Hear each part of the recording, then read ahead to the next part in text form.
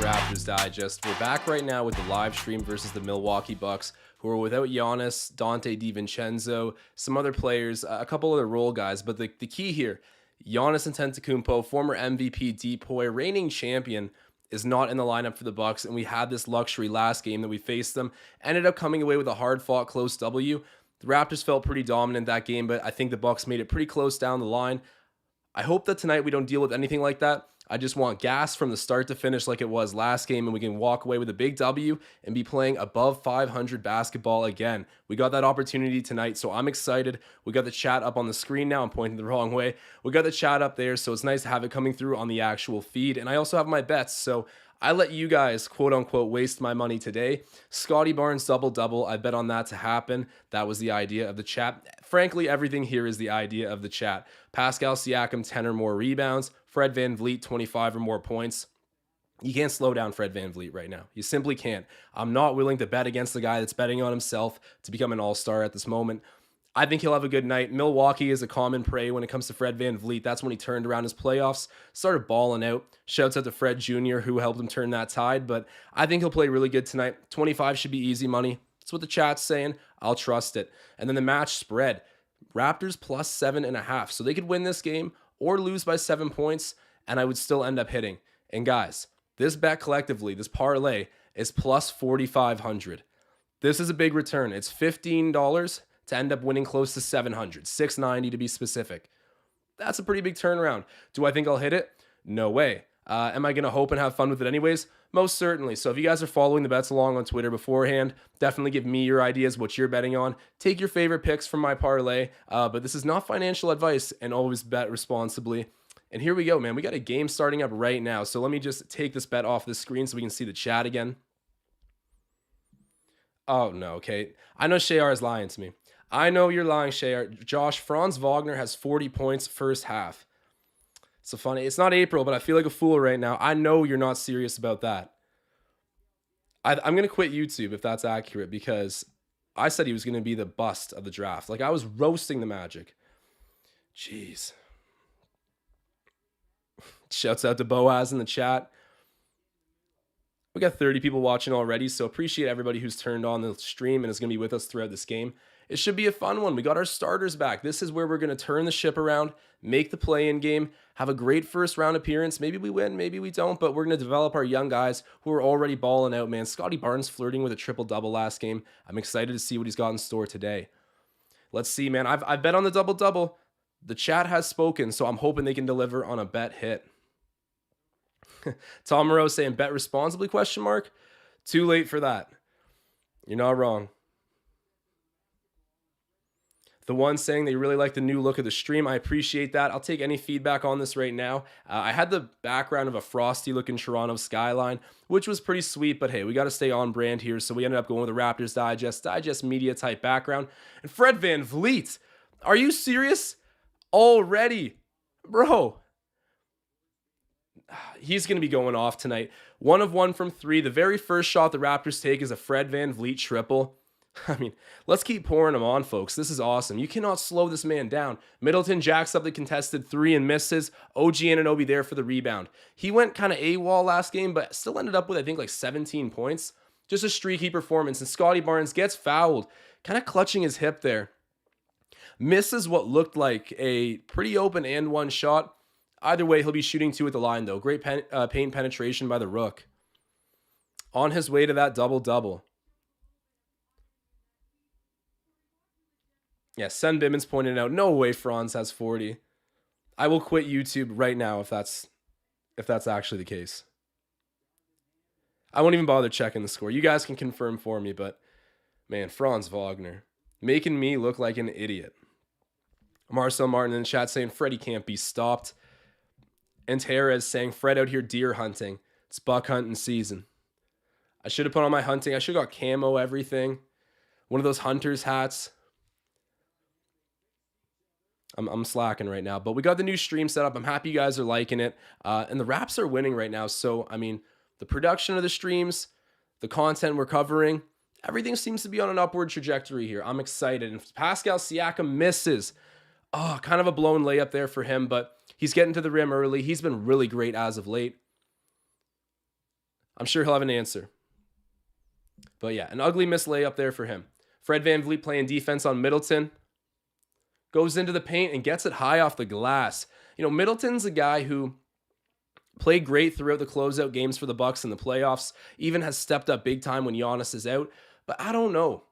He is all-star caliber, but I don't put him too high up there as a potential number 2 guy in the league. And there we go. Gary Trent Jr. getting a bucket. But this Bucks roster, I feel like without Giannis Antetokounmpo, they're not bad, but I don't even know if they make the playoffs without him. And I understand Giannis is on a max contract, so if he's not there, someone else will be getting paid big money and making impacts. I'm just saying, Giannis was so dominant that it seemed like no matter how much the role players struggled, he was just able to throw them on his back and keep going. But there's no kidding. Jrue Holiday, especially Chris Middleton, they came up huge for him. Speaking of Jrue Holiday, he misses that shot, but Bobby Portis Jr. there to get the putback. 9-6 Toronto at the moment. Bobby Portis. I remember people were going crazy when Thanasis Antetokounmpo was playing over Bobby. Oh, and there we go. The layup that Siakam blew earlier, I knew he was going to go get it back. Cash is another left-handed layup. He missed the first one, but this one is an and one play. He's got a chance for the three-point play at the line. Foul by Middleton. Let's run those fouls up on Chris. If he's out of the game, it's GG. It's over.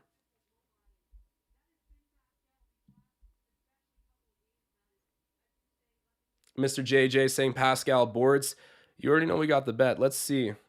Pascal already has 1 rebound. I'm going to be checking these bets all night because this hit would be crazy. MJ Swift saying, yo, what's good, my guy? Nothing much, buddy. Just taking in this Raptors game. I'm excited to see the change in pace of play and healthy bodies out there for Toronto. No Yuta Watanabe and no Svi Mikhailuk. I think both those guys are still out. They were last night. If it's the case that they are still out, that's, it is what it is, but we've got our healthy starters in again to truly test out this positionless roster we've built. I'm excited. It should be a good game. I'm not going to lie. We've gotten sort of fortuitous in these past few games with players sitting out and just kind of some benefit of the schedule at the moment. But hey, you can only play whoever's in front of you, and the Raptors are cashing in and starting to get W's, which has been long awaited.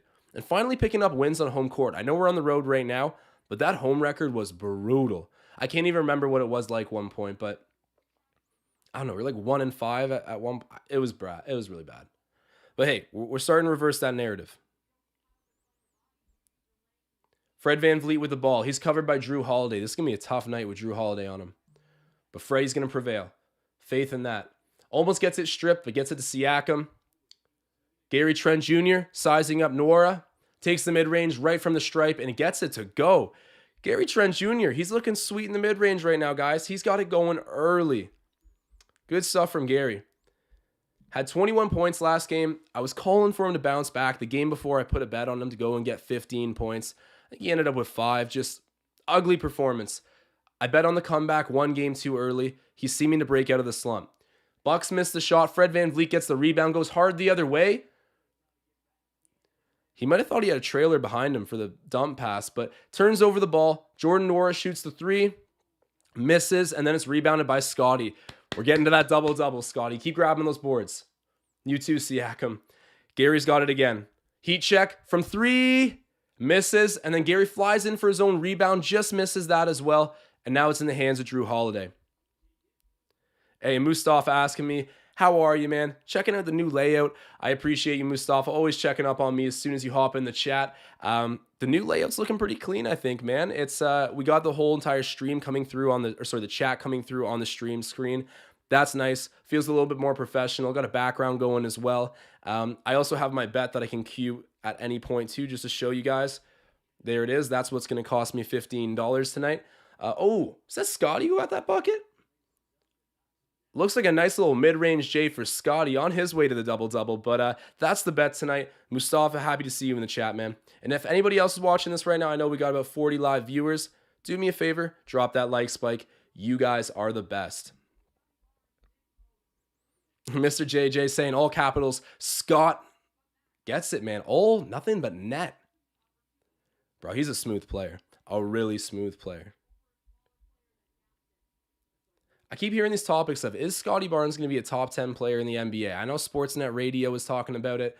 They all went with yes, an optimistic yes, but it's just nice that we can even ask that question right now in his rookie year. He can do some special stuff. OG Anunoby ends up being fouled. It's going to be inbounds for the Raptors here. I think Wes Matthews picking up the foul. Wes Matthews is a great defender, but who was it that just snapped his ankles a few years ago? Oh, I can't remember. I want to say maybe Lillard. And I think there's a technical foul charged here. Gary Trent Jr. picks up the extra bucket at the free throw line, and then it'll be Raptors inbound ball. So yes, I believe a technical being charged. 17-9 the score right now. I got to put on the Flames for that. What a nice start for Toronto. Building on momentum. OG has it in the high post. Backing in on Wes Matthews, about to get doubled, but takes the mid-range. Misses, but he's fouled. He's going to be shooting too. Raps doing a nice job at initiating contact in the paint, hunting down their buckets, and going to the free throw stripe when they can't get them. I like the way they're playing. Fundamentally solid. And I sound like a broken record these past 2 games saying defense to offense, defense to offense. But they've been doing it so well. And realistically, that's how this team is going to score the bulk of their points. That's just the reality of the matter. And right now, things are clicking. Marcel Martin saying big body Birch in the game. They're always very quick, always. Since we've had our healthy starters in, even though we don't have Kem Birch starting, I've noticed the past couple games, they've taken Scotty out within like the first 4 minutes and put Kem out. And Scotty didn't do anything ridiculous. It's not like he was in early foul trouble or, looking hurt, whatever the case is. Nick Nurse likes to start those 5 guys, but very quickly after, he does find room for Kem Birch out there. I've been noticing that. Hey, okay, Mustafa telling me to update the scoreboard here. Man, it always takes me 1 second to get that. There we go. 19-9. Wraps up by 10.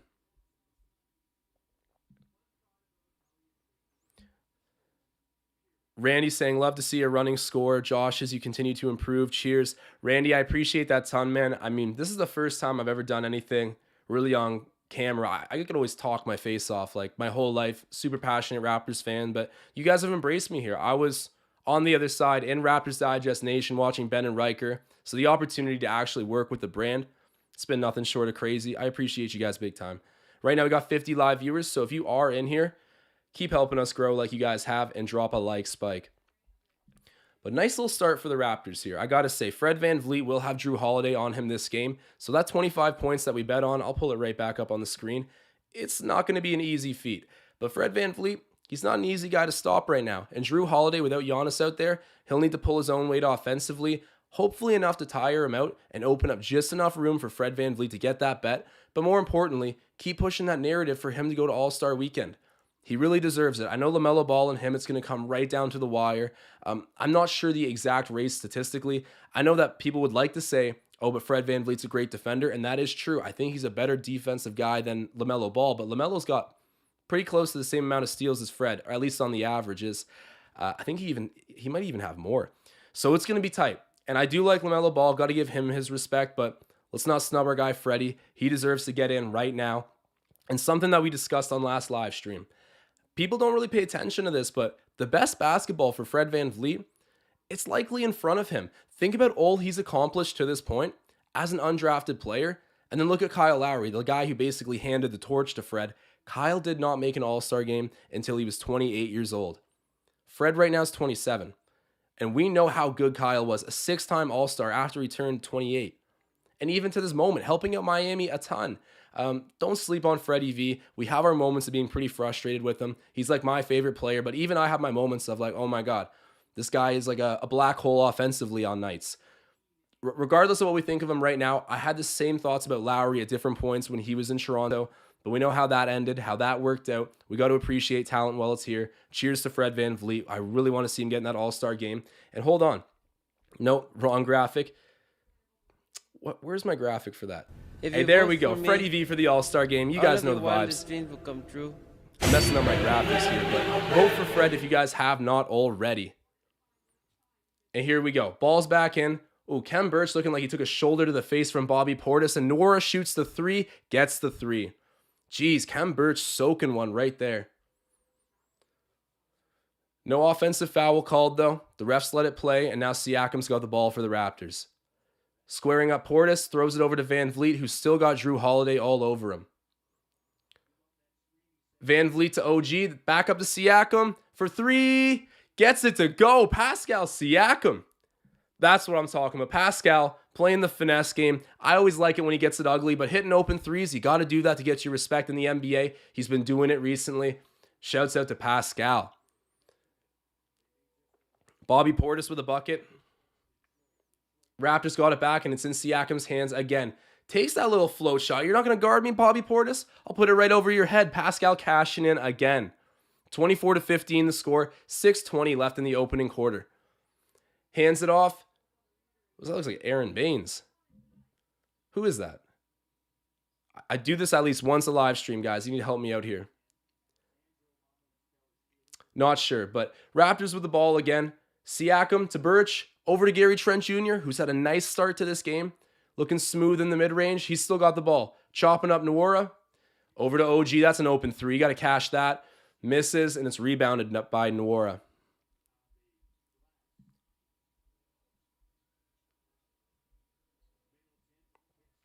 Matty Maru popping in the chat. Shouts out to him. He's a legend. We got Graham here too. Jeff for sale 1. I just got to shout out my people in the chat. David C saying, if we win and the Wizards lose tonight, we will be the 7th seed. It is that close right now in the East, eh? I got to do more standings watch because I know we're in the 10th spot, which is a play-in spot. It goes from 10 to 8. And I think that's a cool feature that they've integrated. It's given a lot of meaning to teams that won't necessarily be in that playoff picture. It's a mini tournament before the ultimate tournament. It's cool. It raises the viewership value. I get why they did it. And I think it'll be an interesting opportunity for the Raptors this year. But we've said in previous pods that the 6th seed, I don't think, it might not be realistic to ask of this Raptors team, especially after a slow start to the year. But we've been playing really good. Recent sample size would say we might be a playoff team. Oh, Fred VanVleet. Are you kidding me? Freddie V picking up right where he left off. This man cannot miss. He's on his way to 25 points, guys. I'm not even going to knock on wood. I got faith in Freddie V. And okay, who's number 54? I know the chat's probably already telling me. Marcel Martin saying, F it, playoff push. No kazoos out here, guys.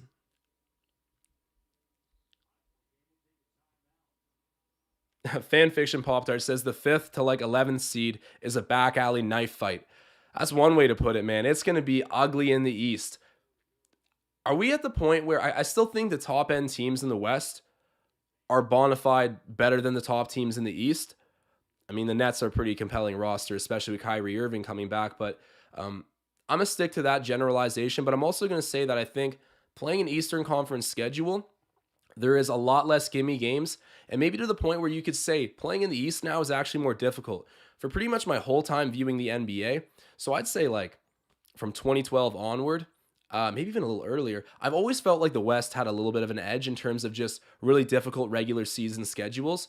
We might be at the point where playing an East regular season is less nights off, less gimmies. I think that's for sure.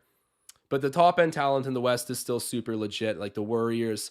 Why am I blanking on? Oh, the Warriors, the Suns, the Lakers, like they suck, but still you got to deal with LeBron James if it comes down to that. No one really wants to do that, even though he's 37. They got the star power, and Luka Doncic is going to do something special in Dallas at some point. Jeff for sale 1 saying the West is weak. Marcel saying Fred is Steph's father. Magnetic Knowledge spreading that Toronto Freddie All-Star love. Let me put on that animation again. I'm going to replay this thing a bunch of times tonight. If you vote for me, you guys know the drill. all of you Freddie V for the All-Star game. Help punch him to All-Star weekend, guys. Go check it out on Twitter. Retweet the tweet if you haven't already. Let's get this thing done. All of Canada behind him.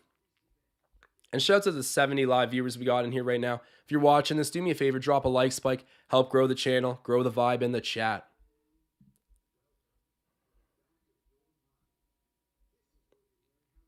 And there we go. A super chat already. Shout out to Sen Bimmon saying, Fred Curry, Freddie All-Star. Yes, sir, man. Fred VanVleet is so slept on. Sen Bimmons knows the vibes. This guy deserves to be an All-Star. He's made Curry his son before. He's a top-notch defensive player. I know you can't really quantify leadership into an All-Star selection, but he is like the glue stabilizing factor of this Toronto Raptors team. He's the vocal leader, leads by example out there. he's an underrated setup man too, man. Fred VanVleet sometimes has seemed like, I agree. I've had that criticism of him being a bit of a black hole on offense at times, but when he's at his best, he's really good. And I think the consistency has been rising for him really ever since he's assumed the role as our starting point guard. But shouts out to Sen Bimmons, dropping a super chat nice and early. Much appreciated. Jefferson one saying drop the Skyrim arrow, lol. And David C asking, was that from Napoleon Dynamite? Yes, it was. Vote for Pedro and for Fred. Speaking of that, Fred VanVleet with the ball finds Birch, misses that. Oh man, Kem Birch, he needs to hit that shot. Like, that is his shot. He gets at least 5 of those a game. He's got to make those. The little shove shot open in the paint. I know he's not really a finesse player, but he showed a good propensity to make those early in the season. Then the Bucks answer with a 3-pointer. They're only down by 2 points. Boogie Cousins coming to life for the Bucks. Raptors got to get on their horse. Fred VanVleet cut off by Rodney Hood, the former Raptor. Scotty Barnes, that's money.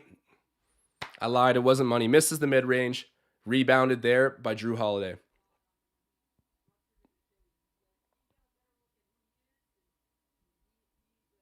Fan fiction saying West has like 5 bad teams in my opinion, and 2 more with serious problems. The East has 2 really bad teams, 2 mid-bottom feeders, and 6 teams squeezing each other hard.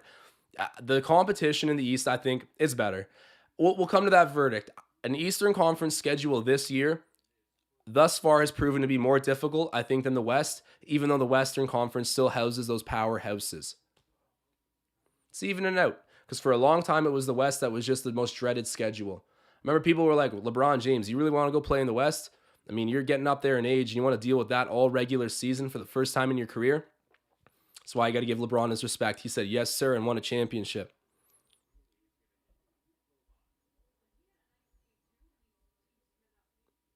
Wolf Gaming 19 saying, do you think Fred is the most underrated? Maybe as a starting point guard, yeah. Maybe as a starting point guard, I'd say. He's underrated in a lot of ways. To say the most underrated, that's really subjective. I don't even know if I'm qualified to give that answer, but I would say as a starting point guard in the league, he is slept on a fair bit. But other greats like Kevin Durant, they've given him some love and respect. What coach was it the other night that said, man, Fred VanVleet's tough to play against, what he does to you defensively? Can't remember where that quote came from, but he is getting his respect slowly and surely. You would have thought playing in the NBA Finals would have given him enough exposure for that, but, Raptors players, we get ragged on all the time. But Fred VanVleet, if he can make an all-star team this year, that'll help. Freddie V, pump fake to mid-range, just misses. Oh, man, it just falls out. That was a nice move by Fred.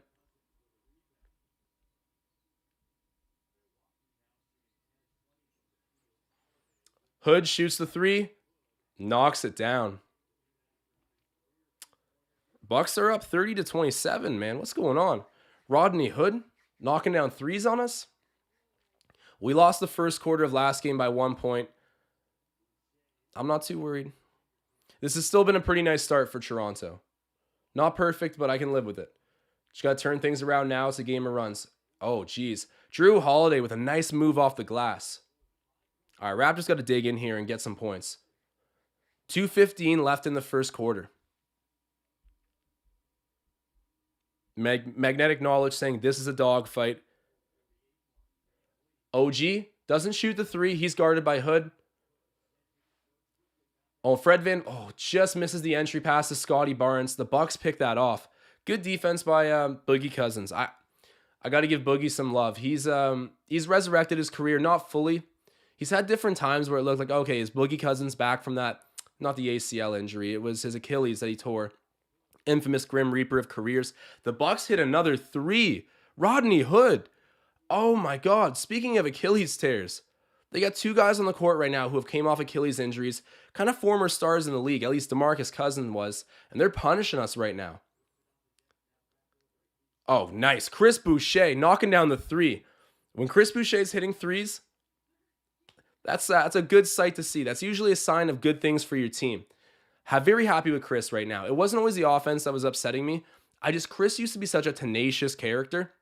I started to see his confidence fade, and I'm happy it's back. And oh my God, Fred VanVleet stepping up on Boogie Cousins, ends up fouling him, but he tried to get ball first. It wasn't like he didn't choose to foul. He was going for the ball there and almost met him on the entry pass. Good job by Fred VanVleet. I like that. I like that a lot. Might have picked up a foul, but I like where his head's at. Nettie saying bench warmers killing the Raptors. Yeah, at the moment, it's crazy to see Rodney Hood hitting back-to-back threes on us, but he is a good NBA player. That'll happen. You know, it's a game of runs. I'm really not too worried. Bench points 16-3 for the Bucks right now. Nettie, you are on to something. And Marcel Martin putting in the chat saying spark plug. Fred thinks he's 6'8". Drew Holiday shoots the three. Wow, gets it to go. Precious Achiuwa doing a nice contest there as well. Wow. Are they counting it as a 2? The scoreboard says 37-30 at the moment. We're under a minute now in the opening quarter. Fred to Precious. OG shoots the 3, gets it to go. That's the answer we needed. OG Anunoby making it a 4-point deficit, closing this gap before we go into the second quarter. Nice shot by OG. Man, he can go AWOL for like a whole game and then have like 3 consecutive 3-pointers made. Oh my God, Drew Holiday. Okay, I know he's nice offensively, but Jesus.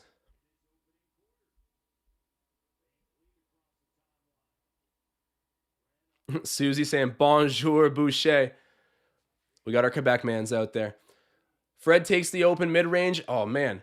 If you let Fred VanVleet shoot an open shot these days, it's going down. Need my flames on for Freddie. If you guys are watching this right now, we got 65 live viewers. Do me a big favor. Drop that like spike. You guys are the best. Help me keep powering this thing forward. And then we end up fouling the Bucks. Who's number 54? I know someone's definitely said it in the chat. I'm going to need to go look. Buster saying our offense flows so much better now than the start of the season. It does. And part of it was we just never had all of our guys there. Even when we got out to that 6-3 start to the season, we did not have Pascal Siakam, debatably our best player.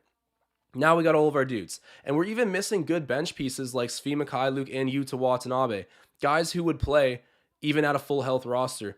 The Bucks missed the first free throw. Who is this? Marcel Martin saying the Bucks will cool down. Who's missing free throws right now for the Bucks? Who is this player number 54? I completely forgot I have his stat sheet in front of me. Matt, okay, oh my God, I'm going to sound like Charles Barkley here. Mamukashavalvili. I'm not even going to try saying that again. Is that him? Yeah, okay, so Sandro. I'm going to call him Sandro. That's his first name, but I figured out who number 54 on the Bucks is. I get why no one else put it in the chat because that's way too long to type. Jeff for Sale 1 pointing out that the Bucks are on fire from beyond the arc. Yeah, they are right now. And Drew Holiday and Rodney Hood hitting a couple back-to-back 3-pointers respectively. They went 2 in a row each. And that kind of put a little bit of a thorn in the Raptors' side in the opening quarter. But I don't think they're going to be hitting threes like that all game. If they are, then I might stand by the road and say, okay, you got us. I think the statistics will balance out and we'll end up coming back and making this a close game and then pulling ahead. That's my prediction. Someone's asking for my score prediction here. I'm going to predict that. Okay, so we end up losing this quarter. I think we're going to make it close for halftime. It's going to be a bucket either way, either trailing by 2 or up by 2. Third quarter, going to be roughly the same. And then fourth quarter, that's when we're going to go on a run. But we're going to survive the third, survive the second, and then the fourth quarter is going to be the run. That's what I'm saying. If you guys got any kind of score predictions right now, any bets you've made on the game, now's the time to say it. Speak up. It's the first quarter. I'll give you your credit if you get it right, and I want to hear them. Also, for anyone interested in calling in at halftime, we are going to have a feature today at half, as I promised on last live, where fans can call in through my Instagram DMs, and you can give your take. All I ask is that you be semi-respectful. So I know Marcel Martin, he's going to be kicking it off for us. So stay tuned for that at halftime. I'm excited to have you guys have your voice and opinions coming through over the live stream. It's going to be a lot of fun.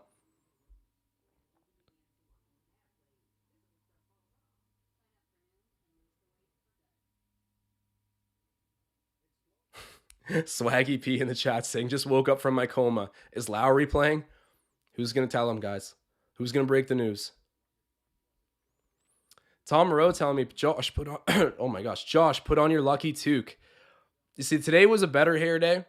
So I didn't put on the toque, but where is the toque?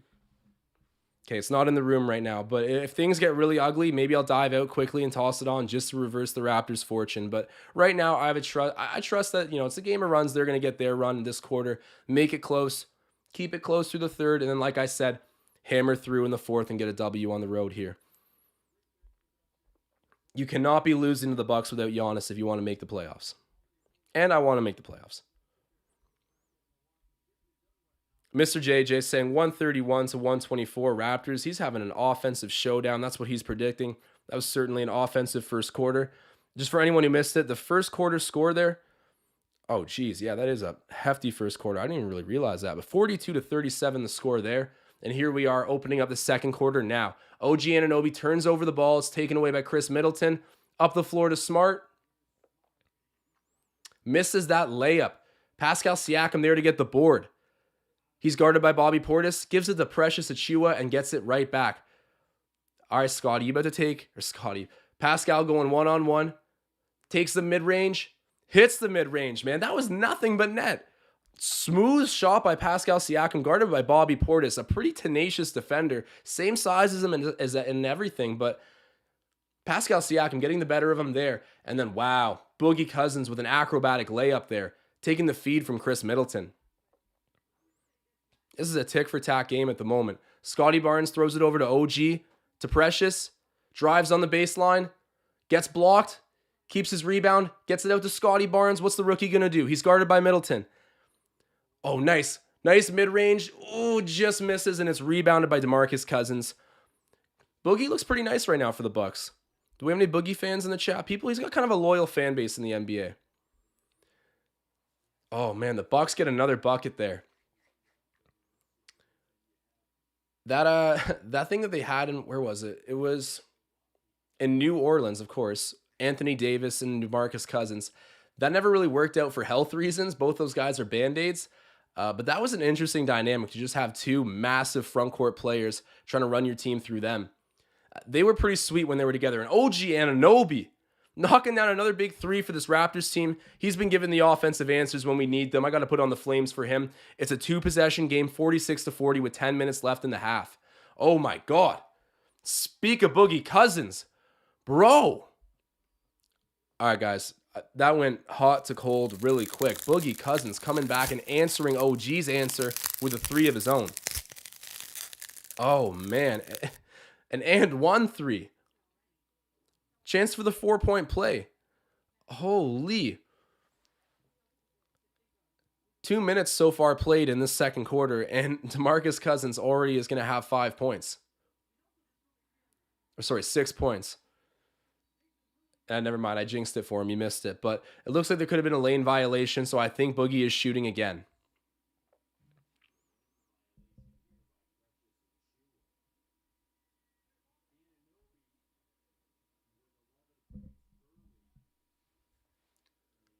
DeMarcus Cousins at the line. Gets his second attempt to go. So that's the 4-point play there by DeMarcus Cousins for the Bucks. Bench points are 23-3 at the moment in favor of Milwaukee. Jeez, got to figure that out. Like I said, no Yuta Watanabe, no Svi Mikhailiuk, two really good bench players. OG Anunoby shoots the mid-range. That was gorgeous. Drives the baseline, pulls up for a second while he's unguarded, and knocks it down. OG Anunoby giving the Raptors all of their offense at the moment.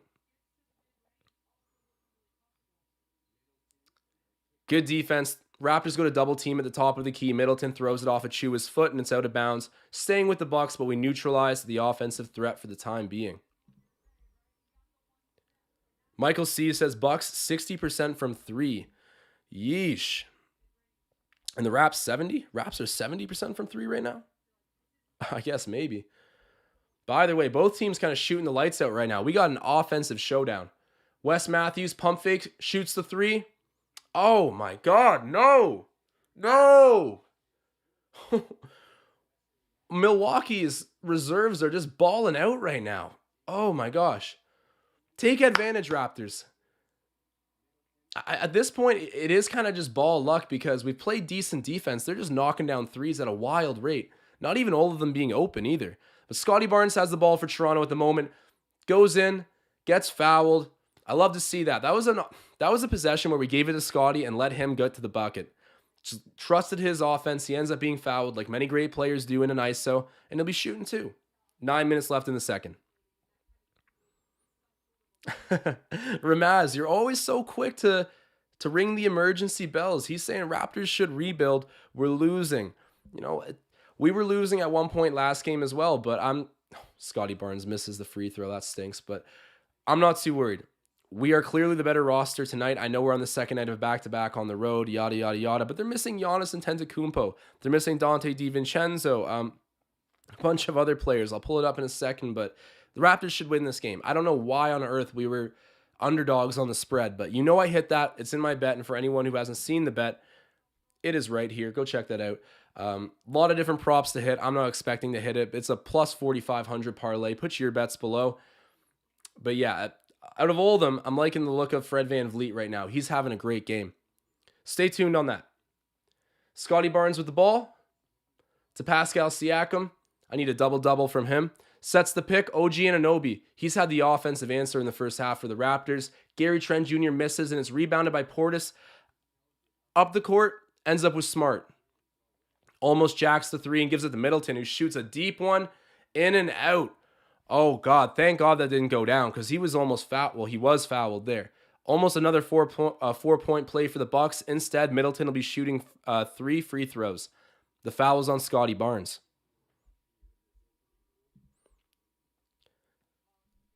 Mustafa asking, is Chris playing? Yes, he is. He's the man that just almost got that 4-point play. If you guys are watching this right now, do me a favor. Drop a like spike. Oh, Chris Middleton knocking down the first free throw. Need to find an answer against the Bucks right now. Down by 11 points. This is not good, but a ton of time in this game, guys. I'm not too worried. I'm certainly not reading too deeply into this situation yet. Game of runs. We'll have our run. They're just unstoppable from 3 right now, and that was a tough foul by Scotty Barnes. Chris Middleton hits all 3 free throws, cashes in basically a 3-pointer there, and Scotty Barnes picks up the personal foul. But the Raptors have the ball again. We're down by 13. Let's start denting this deficit. Get it back to a single-digit deficit. Scotty throws it down to Gary Trent Jr., who's guarded by Chris Middleton. Ends up back with Barnes. He's got it. Sends a post pass basically to Pascal at the 3-point line. Pascal shoots the mid-range, and man, when he's hitting his shots this game, he's getting right down no movement of the net whatsoever. A dead shot accuracy right now for Pascal Siakam. Holy. You love to see that. The finesse game is working for Pascal at the moment, and then an offensive foul. All right, this is good. I can feel the momentum turning. I think this is where the Raptors will start to dent the lead. We're going to march forward. Like I said, it's going to be close, like a difference of a bucket at halftime. Third quarter, it's going to stay relatively the same. Fourth, it's when we blow this thing wide open. See you there.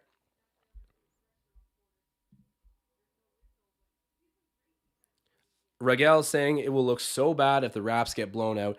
It will. I will have no answer for that. I know we're on the second night of a back-to-back, but come on now. You're hot. The Bucks are missing their guys. Roll off your momentum. I think the Raptors should win this.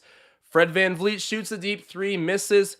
Long rebound for Precious Achiuwa, and it's tapped out by Jordan Nora, actually. So Raptors holding onto the ball here. They'll get another possession. Like to see that.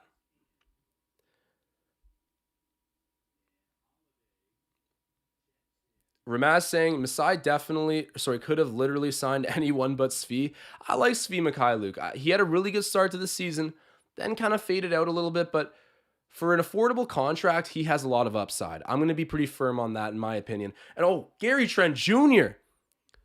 Speaking of upside, man, knocking down a nice 3 there for the Raptors. I told you, we're going to make this thing close. We'll deal with it in the fourth. But Raps on their way back, denting that deficit. Nora shoots the 3, and oh my God. It's just raining 3-pointers this game. Hits it. He was a great player for Nigeria this year at the Olympics. Him and Precious Achiuwa doing a whole lot for that team. Ended up beating the U.S. I know you guys remember Precious's crazy block on KD. Pretty epic moment for a young player. Pascal Siakam trying to lure the foul. Doesn't do it. Shot's no good. Chris Middleton sends it back up the other way. Jordan Nora has it. That's an offensive foul. Yes, thank you. Good call by Reffy boy.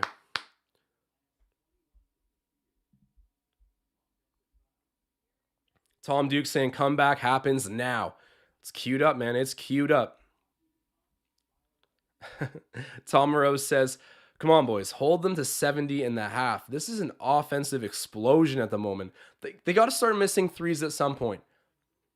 It's been a crazy start to the game for apparently both teams. I don't know what the Raptors are shooting from three, but they've been getting theirs too. Currently down by 11.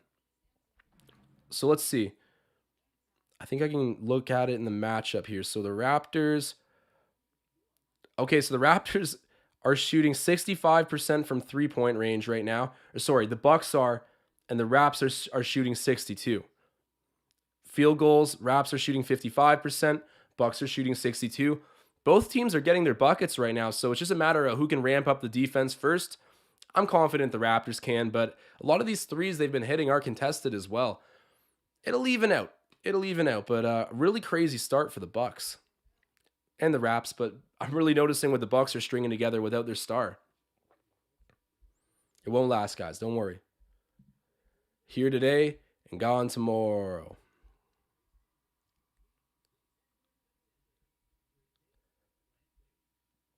Sen Bimmon saying 12 points, 4 turnovers. That's more like it. 40 points for Franz in a half. I think that was what Shayar was saying. Trying to give me a heart attack out here. Trying to get me off YouTube. I don't go, it's funny. I don't go back to those videos, and I don't have a big ego. Like, I know I'm wrong about things, but I don't go back to that video because I'm dead afraid to see what people are saying about me. I'm waiting until Franz Wagner has like the craziest, most Hall of Fame decorated career. And then I have people reaching out to me on my personal social media platforms, roasting me for what I said about Wagner. That video still gets a lot of views because, I mean, Franz has been a trending topic in the NBA. That video tends to pop up. And then it's me saying he's the mistake of the draft. I'm going to have some Orlando fanboys hunting me down. I'm just waiting on it.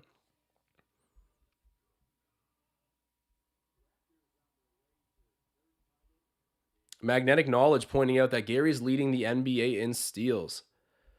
Check that out. What did Ken Birch say about him? Something like, I've never seen a player go from playing virtually no defense to being like a depoy ladder guy.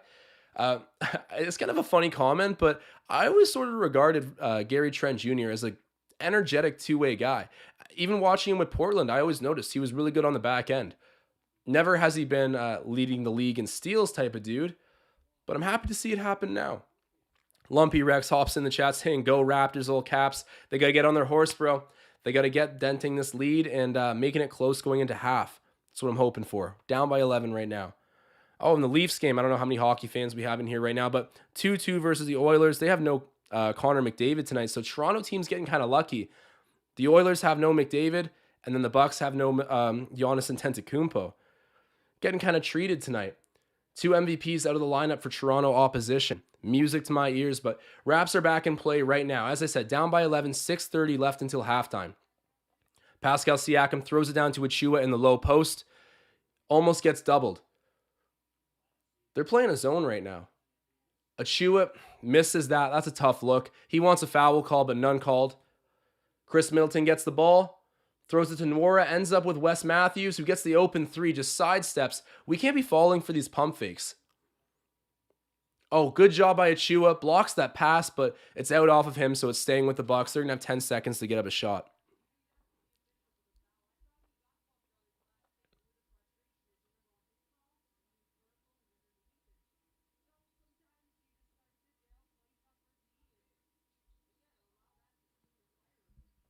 Mike Kamina in the chat pointing out that Masai has a plan. He knows what he is doing. His track record is proven. That's a little bit of an out of context comment, but just to emphasize that knowing that Masai runs this team, I don't question things a whole lot. And maybe that's a flaw as a fan. You always got to have a critical eye, and I do. But Masai Ujiri does have pretty much my unconditional faith until he messes up. Last season, I don't attribute too much to him. And Fred VanVleet, speaking of Masai's track record, the undrafted player who should be an all-star this season. That's what I'm saying. That's what I know is the truth. Guys, help make this happen. Freddie V deserves it. Having a nice first half. Oh, Wes Matthews. Again, that's like his 3rd or 4th three-pointer. He's hitting them all over the court. Oh, he's a role player. Slow this man down. Holy smokes. Gary Trent Jr. with the ball. Come on, Gary. Give us a three. Shoots it. Misses. Rebounded by Boogie.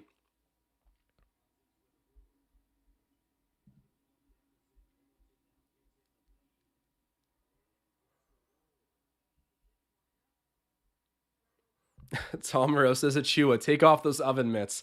You know, for a guy who can't do like his finesse in the paint is so rough, but he's still got a nice little three-pointer actually for his position. Oh, and Pascal Siakam getting it dirty. I love it. Left-handed layup through some contact. Gets it to go.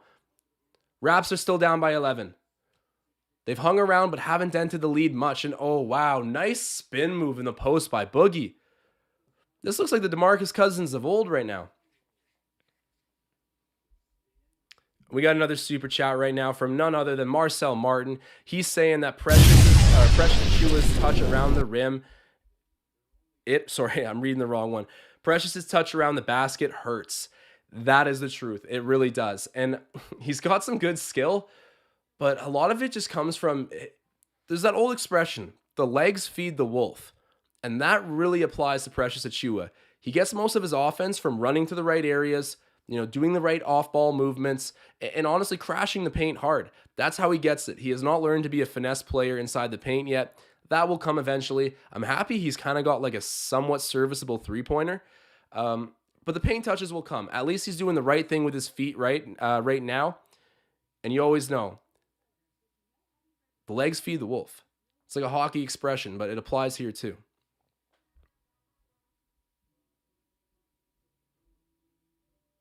We got a debate in the chat over the definition of trolling. Tom Duke asking, is trolling similar to people that vandalize? I guess kind of. It's more like aggressive satirical comedy, I think. Simbar in the chat saying, good Lord, our defense. Yeah, the defense right now, we're falling for pump fakes. I'll give the Bucks some credit. They hit contested threes early on. They definitely did. I mean, Achua had one splashed right in his face by Drew Holiday. You couldn't have played it much better. But Wes, it is killing us right now. Wes is pump faking, Wes Matthews, and we're biting off on it every single time. And he's gotten at least 2 3-pointers after we bite, and he just sidesteps and gets an open one. I like the aggressiveness on the perimeter, but you got to tone it back a little bit. They're splashing on us right now. You can't leave them open.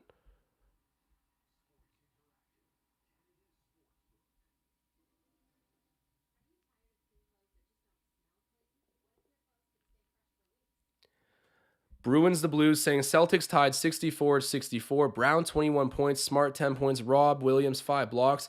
How is your Raptors doing? See, this is some wholesome stuff. We got Celtics fan checking up on us, sharing his score. I'll give him the rundown of our team right now. So to give you the box score briefly, I was meaning to do this anyways. So right now, we are currently down by about 13 points at the moment. So yeah, not doing too great, but we have some decent performances. OG Anunoby right now is 13 points. From 3, he is 3 of 4. Really our source of offensive answer right now. Pascal Siakam's got 14, 3 and 3. He's actually had a very nice start to the game. Fred VanVleet, same thing can be said about him. 11, 1 and 2, 4 of 7 from the field, and from 3-point range, he's 3 of 4 as well. Both teams here are shooting the lights out from 3, both well above 50% at the moment. It's going to be a matter of who locks in on defense first, and I bet you that's the Raptors. They don't have Giannis tonight. They don't have Dante DiVincenzo, who I love from his Villanova championship. This is the Raptors' game to lose. It's a game of runs, though. Let's hold on and make sure that we get ours. VanVleet, he's got the ball right now. Cuts in the paint, shoots the mid-range, doesn't go. Chris Boucher fights for the rebound, comes back into Justin Champagnie, and that's all Chris Boucher working for it. Justin Champagnie in the right place, right time, steady hands, but that doesn't happen without the hustle and the second effort of Chris Boucher. Ooh, Boucher fighting in the post right now with Boogie Cousins. The ball's turned over and Fred VanVleet gets it. Up the court to Siakam. This is a great series of events for the Raptors. That was a nice sequence to watch. Pascal Siakam working on Wes Matthews. Inside, Justin Champagnie. People have been high on this kid. Marcel Martin won't stop hyping this guy up, and all of Raptors Nation is excited to have this undrafted rook right now. He's got 4 straight points for Toronto, hustle baskets, and I've never seen a guy who can get up so quick. He can get the rebound and kiss it off the glass, all in pretty much the same fluid motion. I love it. Right place, right time, all reliable. And he's playing good defense too. Don't sleep on him on the back end. Shuts out Champagne Poppy.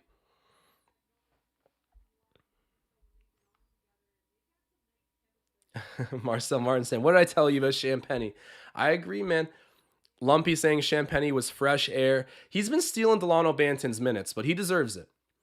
And apparently, according to Delano Banton of all people, Justin Champagne is the funniest guy on the team. It's always interesting. I'm always curious to hear what the personality reads are on our players. Apparently, we got a comedian in Justin Champagne. They win the jump ball. Jordan Nwora ends up with it. It was Fred VanVleet versus DeMarcus Cousins. That wasn't a very fair jump ball. Ooh, Boogie left open there. We adjust. Oh my God. Another sidestep three by Nwora, and we hit it, man.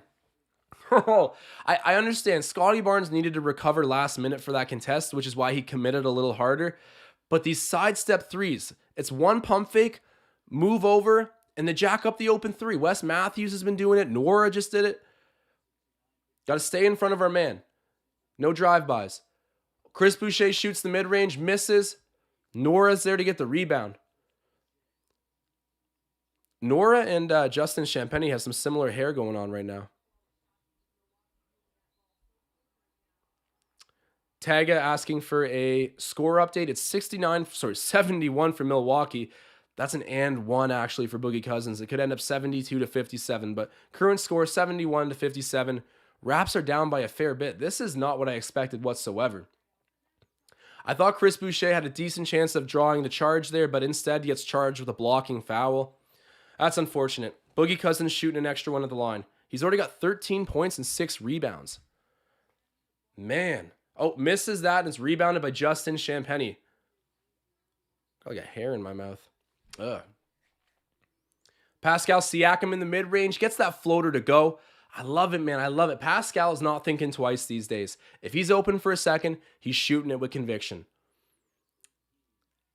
I do like when he gets it gritty, though. I won't lie. Nice. Good defensive stop for the Raptors. It's rebounded by Boucher. Ends up with Siakam. Now with Freddie shoots the three. That was deep. Gets it to go. Freddie V. Cashes in the three-pointer, man. All right, man. Flames are coming back on. I got the money raining down. Freddie V. I need him to get 25 points. I think that was point number 14. He's had a great start to this game.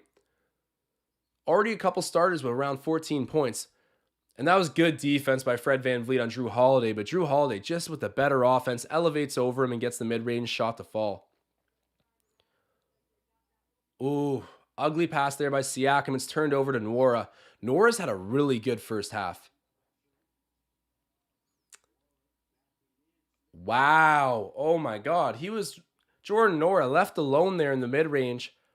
Turns around, takes his shot, and gets it to fall. Jordan Nwora. Overnight superstar.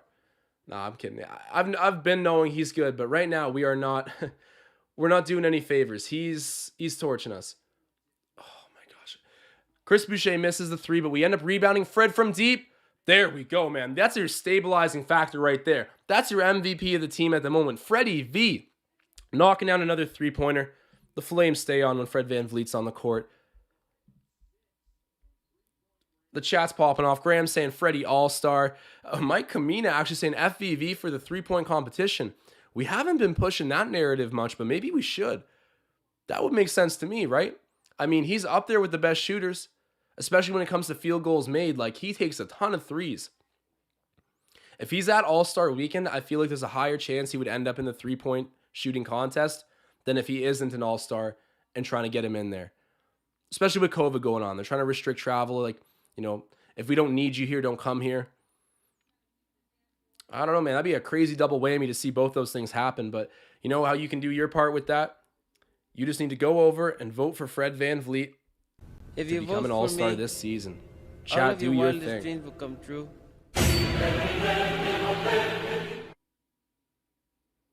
DeMarcus Cousins at the line right now. He's had a few trips here.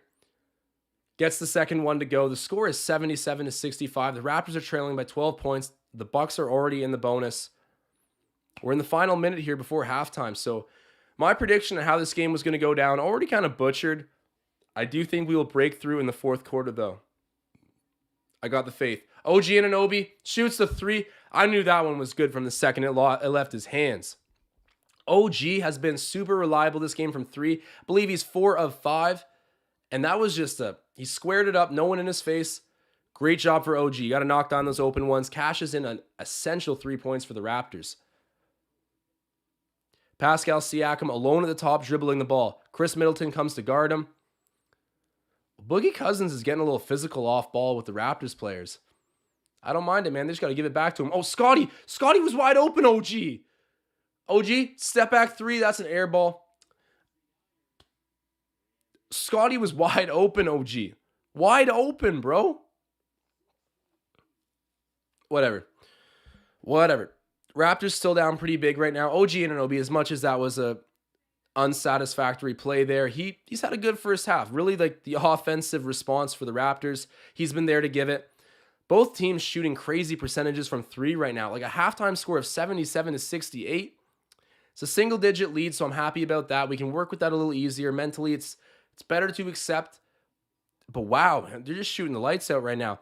Jumping onto too many pump fakes, hasn't been great. But guys, as promised, I said we would do a halftime call-in. So give me an idea of how you're feeling about this game. Give me a key to the second half here. And just let me know what you saw there in the first. Who impressed you? Justin Champagnie making some appearances. So I got my phone right now. We're going to kick it off with Marcel Martin, but just send me a text message through Instagram DM. Josh D. Goodwin is my @ and then I'll try to put you in a queue to get you in to speak. We'll try to keep all the answers to around a minute long. But first off, I got to get my man Marcel on the phone. It's the first time we've ever done this, or at least first time I've done it.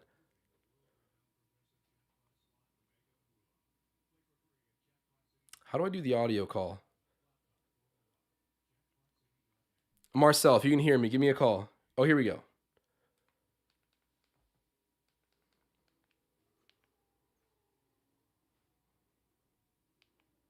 Marcel. Hey, am I coming in clear? Yeah, I think you're coming in clear. Hold on, I think we're good. Marcel, tell me what you're thinking about this first half of basketball here versus the Bucks. What'd you see out there? Who impressed you? All right, so off the rip, the Bucks are proving that without Giannis, they can get it done. Boogie Cousins is revitalizing his career from the depths of injury graveyard. He's doing phenomenal. Got to give him props. The team's hitting their shots. I'm getting very annoyed by all these threes. It's like the Warriors versus the Warriors out there. It sucks. But this isn't the Milwaukee Bucks podcast. This is the Raptors Digest. And Justin Champagnie is that dude. I told you beforehand. He is a Dennis Rodman-esque, but he can score. How is he that size? And jumping all over the place for rebounds. That type of hustle, I love to see it. Justin Champagnie, that's my guy. Yeah, man. Justin Champagnie, another undrafted gem for the Raptors. Marcel, you've been high on Justin Champagnie, and he was a great college player too, so good to see him getting his minutes finally. I mean, Delano Banton's been on the bench pretty much since he rolled around, but Justin Champagnie, I'm happy to see him delivering as well. What's your key to the second half here? Man, so we got to keep the pace because the Bucks, I don't know if you saw, there was a smaller run where the Bucks were just throwing it full court as soon as they inbounded the ball, and our defense was scrambling to get back. So we got to keep up with their pace. I don't think we need to control it. We just need to keep up with what they're doing on the defensive end, but on the offensive end, we need to slow it down. Fred is obviously fuego. He's playing like Federico right now. Federico. But Pascal cannot miss. He's taking shots with confidence. I'm loving it. Them two, Pascal and Fred, are going to be our key to winning, and OG's hitting big shots too. So the key to the second half is those three, controlling the pace and just good defense. Marcel, man, you are a poet with this stuff. The whole chat's right now talking about how you need a mic of your own. I agree completely. It's going to be an interesting second half, but Marcel, I'm going to let you go now and see if anybody else is trying to get on the halftime call-in. Appreciate you so much. Legend as always. Just spitting some truth over the Raptors Digest live right now. 1 minute with Marcel, baby. That's how we do it. All right, Marcel. We'll see you in the chat. All right, guys. Well, there you go. Marcel Martin, the legend himself. Let me check through the DMs here. Make sure I don't have anyone else waiting. Okay, hold on. We got fan fiction Pop-Tart here. So he's saying the 3-point gods are handing out blessings like it's Christmas. All right. I'm going to try to give him a call here. See, I don't know why I can't figure out how to give people just the voice calls. I feel creepy doing the video too, but I mean, it might come down to that. All right, here. Man, I'm so bad at this. I should be, I'm on Instagram all the time. How do I not know how to do this?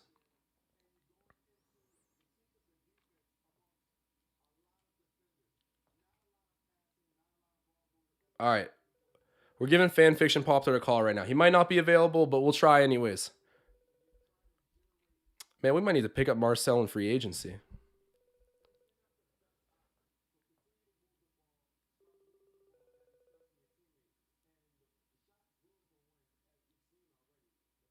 Fan Fiction, you there?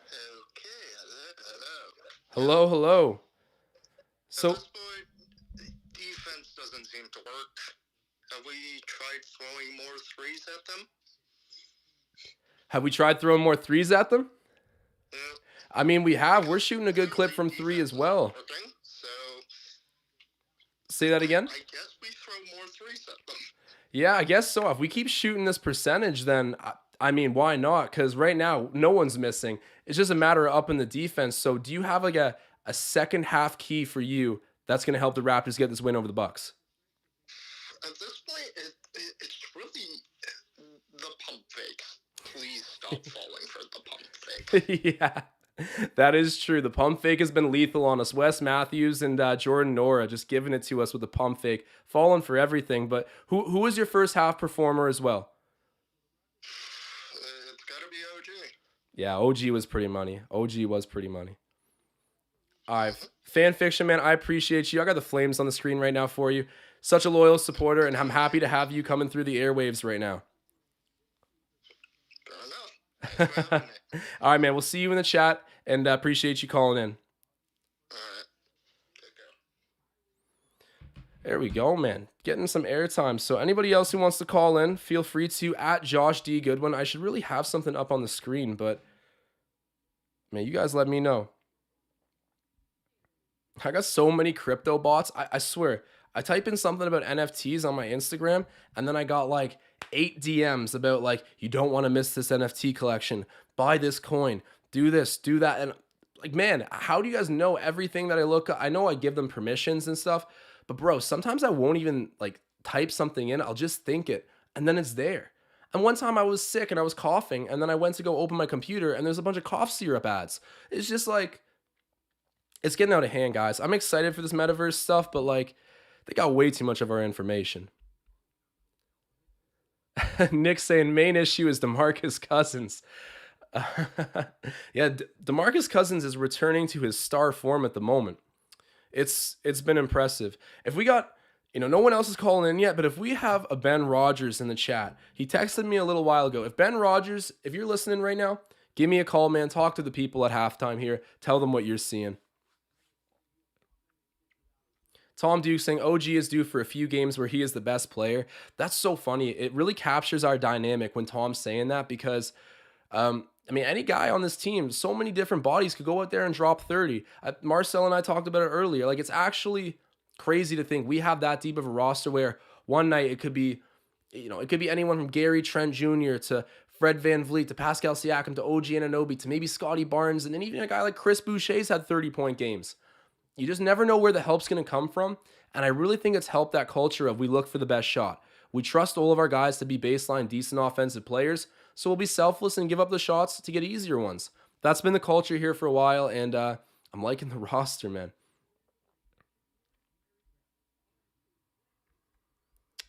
David C saying MGCHI is the metaverse play. I don't know what that acronym stands for, but I would be lying to say I haven't invested in the metaverse a little bit. Not Facebook's version of Meta, but I bought NFT Worlds, which is just like, all right, guys, give me a second. I'm a nerd out. I'm going to nerd out. Please forgive me, but 20 seconds, I'm going to explain what this thing is.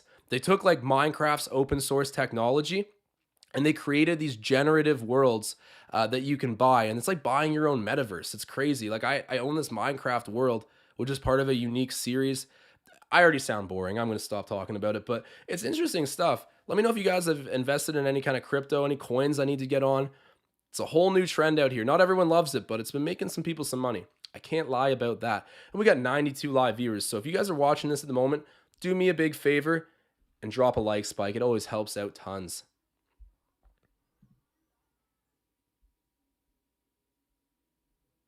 Magnetic Knowledge saying, love the breakdowns and watch alongs. Also, shout out to the NBA Chef, Warwich Report, Chris Sports Corner, Will Upton, Luca Rosano, and Amateur Sports Hour.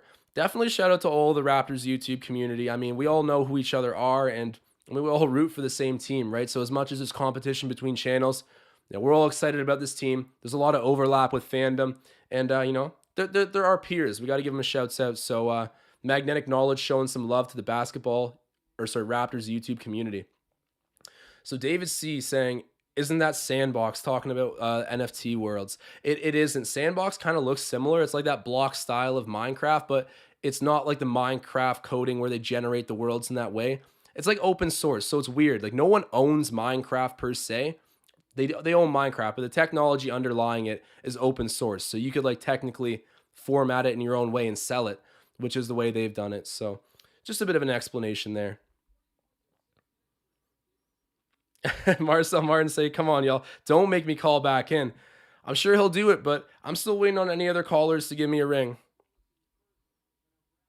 I think my dad might be watching this. Hey, Dad, if you're watching this, give a call in. I don't know what you have to say about this game, but let me know.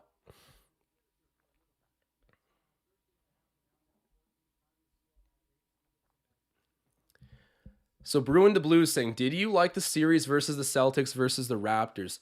You're definitely referring to the one in the bubble there. I think that's the only playoff series. But just giving everyone else some context, that bubble series we had versus the Celtics, it was interesting. It was tough because we were coming off that year contending, so we felt better than we were. We didn't have that top guy like Kawhi to kind of haul us through the first couple rounds like he did in our 2019 championship year. So it was difficult. It was different. And I'm not going to lie, like just completely unbiased. It's in the rearview mirror now, guys. It did feel like we were behind the 8 ball for most of that series. I know we were literally, but even in the games we won, the Celtics did kind of feel like the better team at the time. And I hate to admit that, but think about it. OG Anunoby, one of the big reasons they didn't go up 3-0 on us. And they were up 2 points with 0.5 seconds left. And I understand we won and went on to make it a 7-game series, but it was like a kind of a blow to our ego because we were champions, right? We were champions. And even though we went 7 games with the Celtics, it did feel like we weren't the better team. And we were going to need to steal the series if anything was going to happen. And we almost did. Let me remind you, Bruins, the Blues, we almost did steal that series, but you guys came out on top. Got to give the Celtics their love. You guys have nice jerseys. I'll leave it at that. But shouts out to Bruin the Blues. Appreciate you being in this chat, even when your Celtics are playing. And Magnetic Knowledge is calling for a like spike. I'll put another animation up there. I got my Skyrim arrow on the screen. I mean, while we're talking about like, Minecraft and Metaverse and all this nerdy stuff, does anyone else play Skyrim? Like, am I the only one that grew up on that game? I literally will watch Skyrim play alongs sometimes. It's just like background. Like, I love it that much. It's that much nostalgia for me. I was such an immersive game. I'm just nerding out all over this halftime.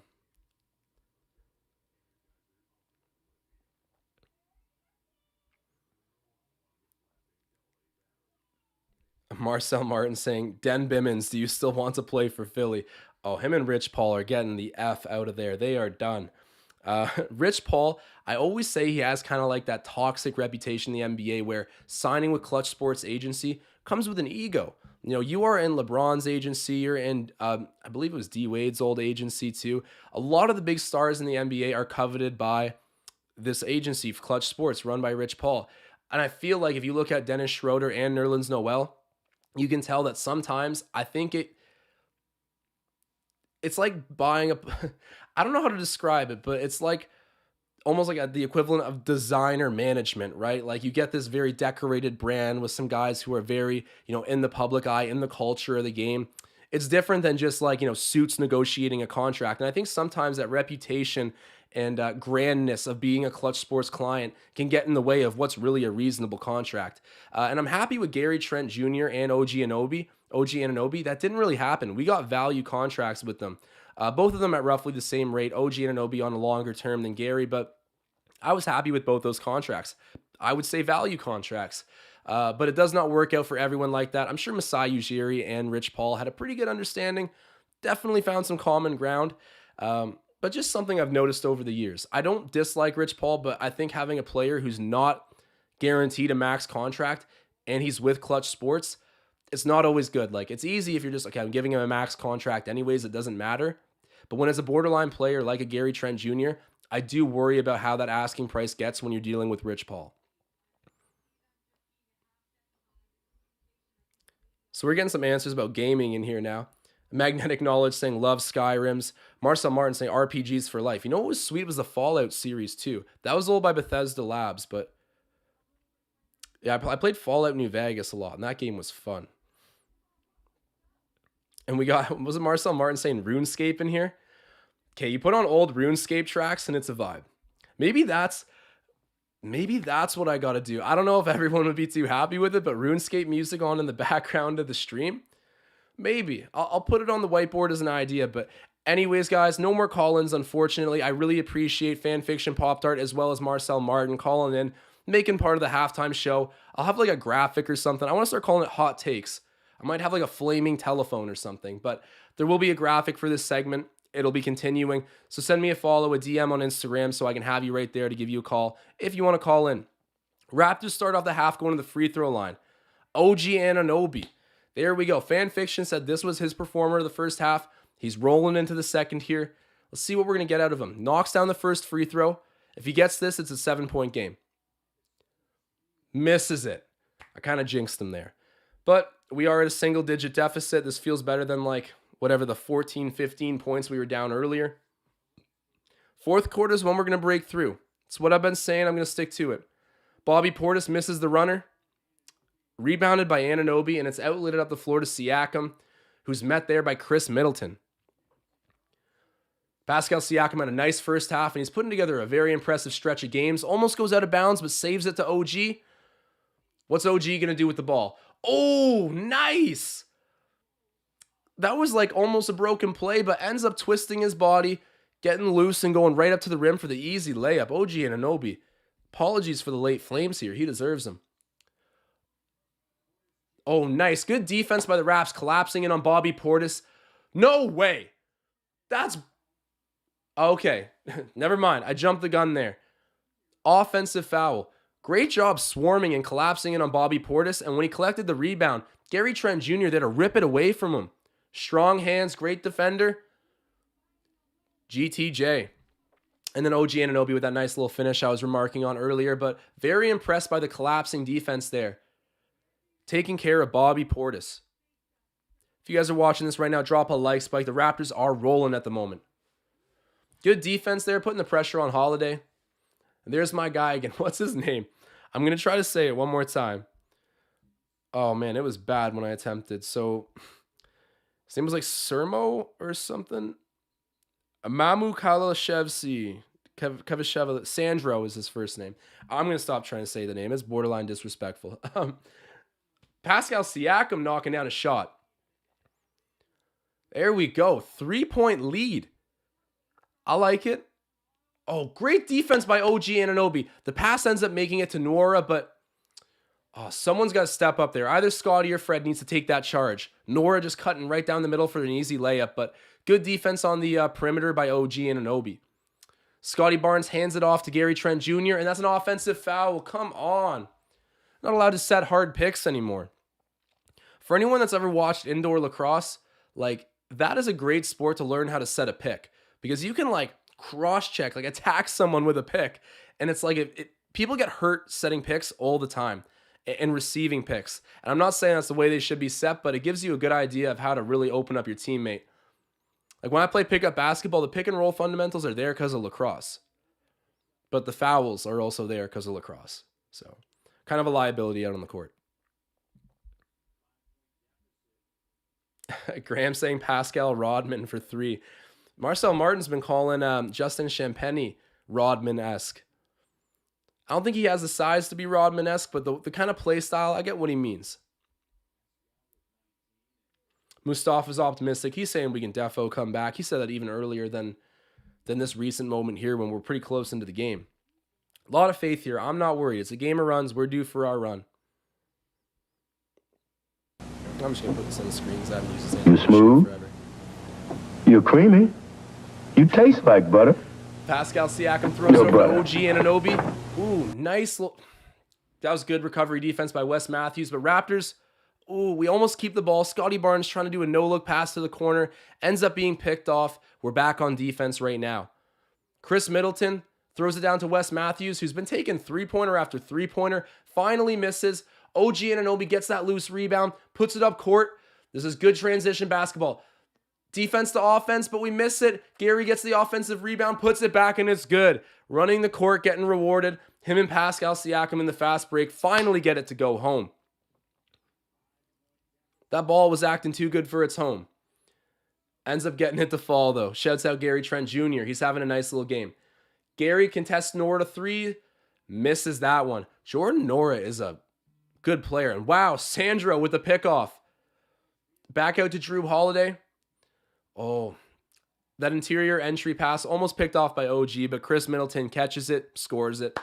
Bucks are up 83-76 on the Raptors, so a 7-point lead for Milwaukee. Oh, nice pick and roll by Scotty and Fred.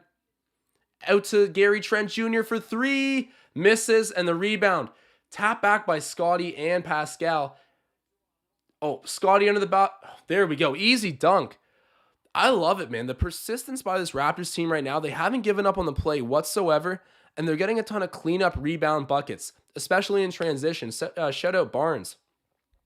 Also, let's take a quick little look at our bets here. I should probably do this on a commercial break, but for anyone wondering, this is what the fans made me bet on today. I don't think we're looking in great position, but maybe I'm wrong. I haven't really been paying too much mind to it. We're looking kind of nice on the spread right now. I'm not too worried about that. Okay, ball out of bounds. It's off of the Bucks. Raptors will be keeping it. But let's see. So right now, Scotty Barnes has 6 points, 3 rebounds. The Scotty double-double is not looking great, guys. I don't know how to break the news. But Siakam, he's got 5 rebounds too. He's kind of on pace. It was a flyer bet anyways, folks. Who knows? Jordan Nora in transition does not get fouled, but Gary Trent Jr. able to get a hand in there, knock out the ball. It is out of bounds off the Raps, but still, very good defensive play there, getting back in transition for the Raptors. And we got 90 live viewers right now. If you're watching this, if you're seeing this, do me a favor, help me out with a like spike. Move down my camera a little bit. It's drifting up on me.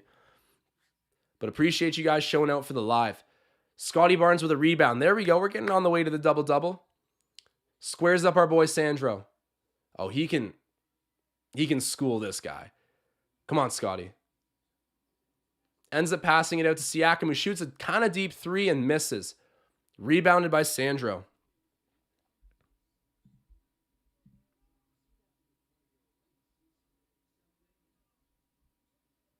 Oh, wow.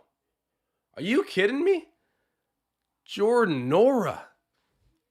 Overnight star.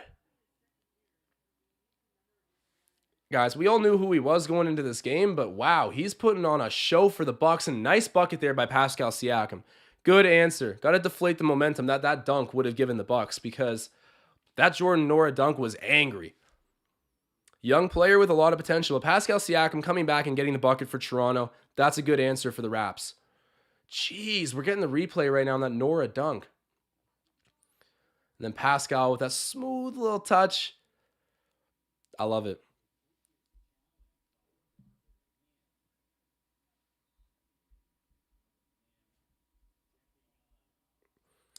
Giovanni coming into the chat with the Bucks emojis. We're buck hunting right now, Gio. Graham taking notice of that big yam. That was a huge yam. An angry dunk.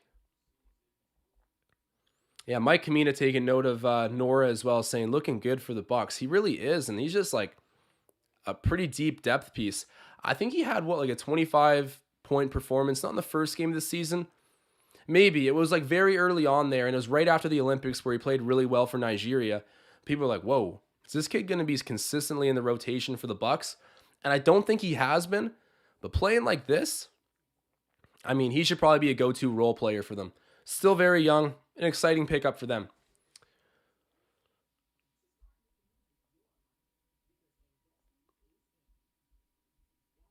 I'm just looking through the chat right now. I've been pretty locked in on this game. It's interesting. The more and more We get viewership in here, which is obviously always the better.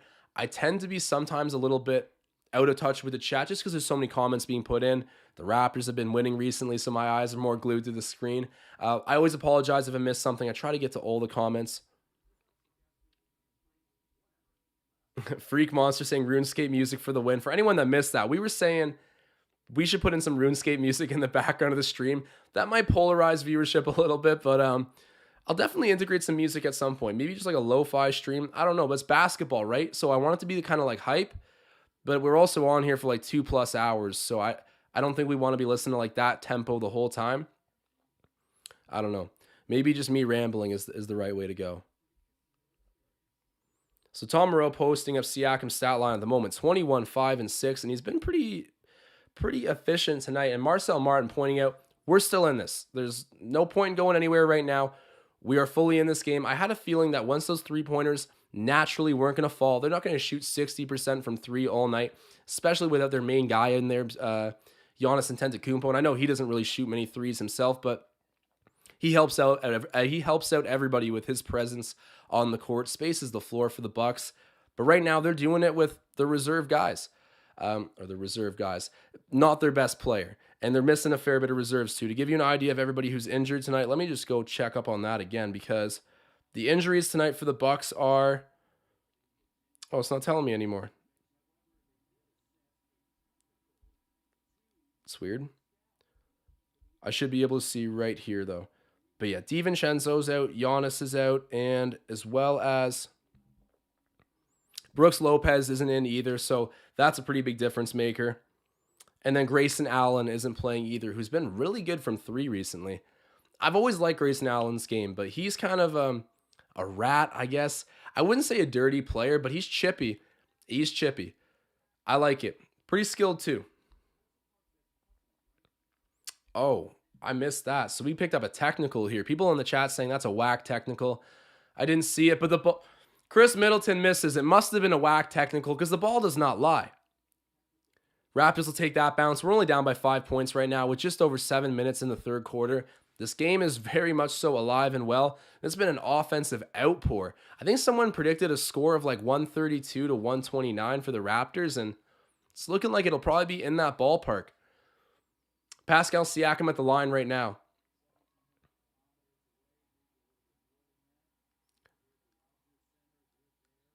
Makes his free throw. There we go. That was intense. I was frozen up for a moment watching that one, but hangs out on the rim and falls through.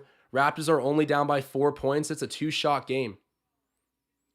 Drew Holiday passes it to Nwora, who's been kind of stealing the show for the Bucks. And good job by Pascal Siakam. That'll stay Bucks ball, but extending his foot, knocking the entry pass out of bounds. Otherwise, Fred VanVleet might have got posted up. This Drew Holiday-VanVleet matchup's been kind of old defense. Fred VanVleet fights over the pick. Oh, good job. They turn over the ball. Raptors have it. Pascal Siakam brings it over half, gives it to OG Anunoby. He's had some offensive outbursts tonight. Throws it over to Gary Trent Jr. In the mid-range baseline jumper. Gets it to go. Oh my God. Stylistically, I'm going to say it. Stylistically, he's like Jaylen Brown. Something about his release and the way he hunts that mid-range reminds me of Jaylen. I know that Jaylen Brown he rebounds and passes and all these other things, and Gary's just kind of a bucket and a defender. But stylistically, I've noticed it a lot. If Bruin the Blues is still in here, a Celtics fan, let me know. Do you see that? Gary Trent Jr.'s offensive stroke being kind of similar to Jaylen Brown. Not saying they're the same player. I think JB's definitely got some bona fide all-star respect in the NBA. But I like where Gary's going. Send Bimmon saying, G money. Shouts out to Gary. If you guys haven't followed Gary Trent Sr. on Instagram yet, what are you doing? This guy is hilarious. Actually so funny. I can't repeat any of his jokes because I get flagged immediately and probably removed from the internet. But follow him. It's worth it. Like, Gary Trent Jr. must have a good sense of humor if his old man is saying stuff like that. Anyways, Pascal Siakam back at the line right now. The Raptors have been denting up that lead. It is withering away. We're lulling them to sleep, and now it's tie game, baby. Time to take over. The fourth quarter, we're going to blow the wheels off this thing. But Pascal Siakam converting at the line. That's a big bucket for the Raptors. Everything matters. Drew Holiday takes it across half for the Bucks. And shouts out the 101 live viewers we got right now. It's a busy one in here. Live stream steady growing, and I appreciate you guys so much for helping that happen. Drop a like to keep it growing. You're the best.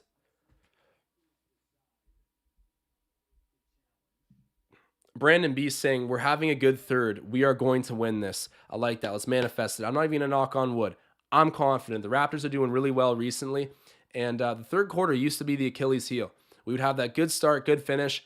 The second quarter was kind of ugly. And then the third quarter was just like, bruh.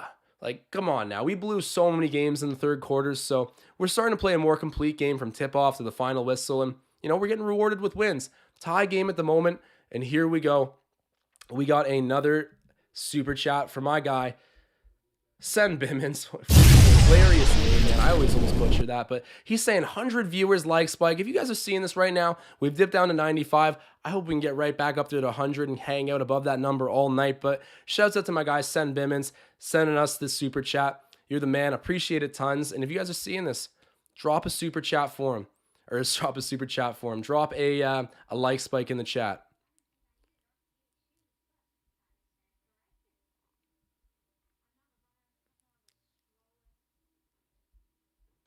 So Jarrett OC saying, I mean, they had to start missing shots eventually, right? Jarrett, you're completely right, bro. They were shooting like 60 something percent from three. Like, it wasn't going to stay like that. I don't care if it's the Warriors with no defense on them. Like, you're not going to keep shooting 60%. Maybe the Warriors would actually, but you get what I mean. It was going to even out, and the Raptors are a good defensive team.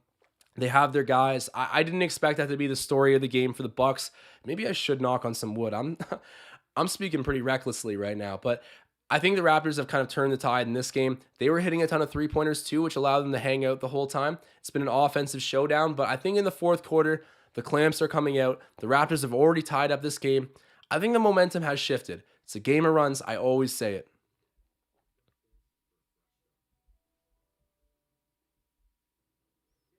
Magnetic Knowledge saying, I love Siakam, but he's missed a lot of those. Mike Kamina, this is an interesting point. He's saying, imagine if we traded Siakam and he started playing like this.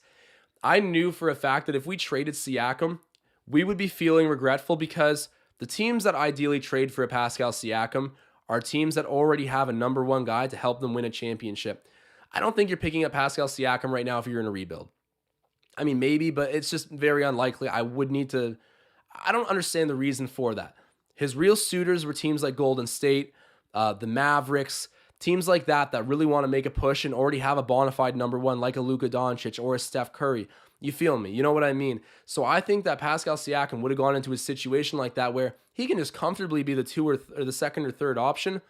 We would have been feeling silly. Imagine him playing with Golden State's floor spacing.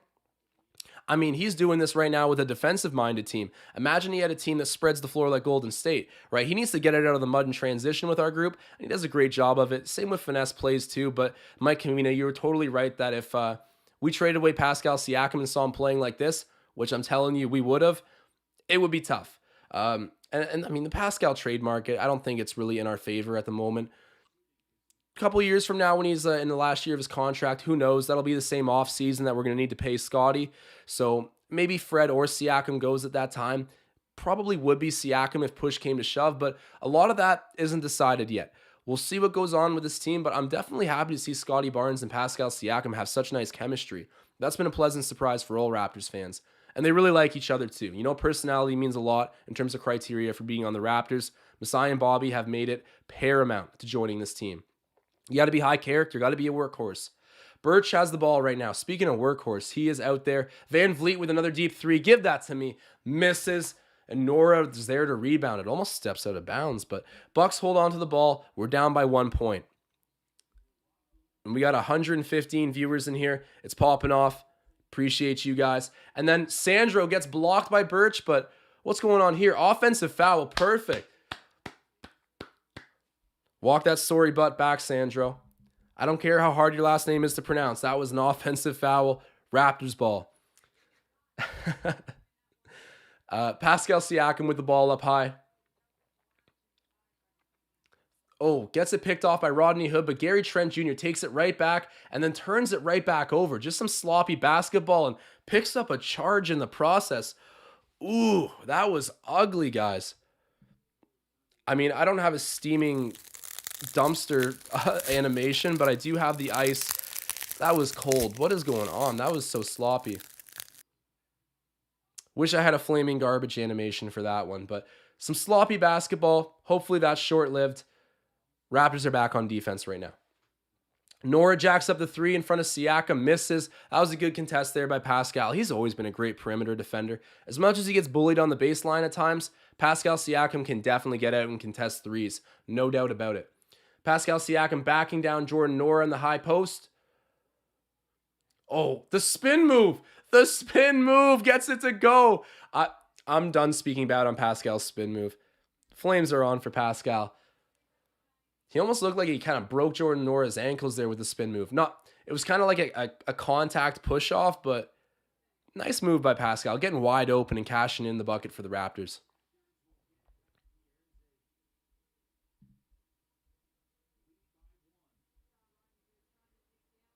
Tom Moreau kind of pointing out a fact, actually, saying Barnes very substandard today. Hope he's okay. He did have a little bit of he was holding his hip after a bucket early in the game. Maybe that's lingering a little bit, but you're right. Scotty hasn't been aggravating me, but he's been kind of invisible. Tom Moreau pointing that one out. That's unfortunately accurate. Drew Holiday shoots the three. Thank God he misses, and OG Anunoby's there to rebound it.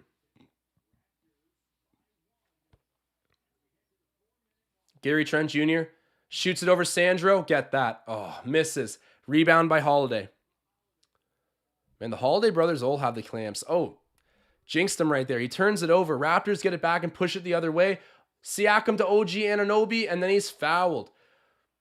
The Bucks think they got a clean block there. They might try to challenge that, but either way, at the moment, OG Anunoby going to the line to shoot two. He's had a good offensive game for the Raptors. It seems like he's given the answer when the Raptors have really fallen behind. Not that they are right at this moment, but OG Anunoby has been timely tonight. I'll say that. Mustafa saying spinny P. Tom M saying spinorama. People just taking note of Pascal's spin moves.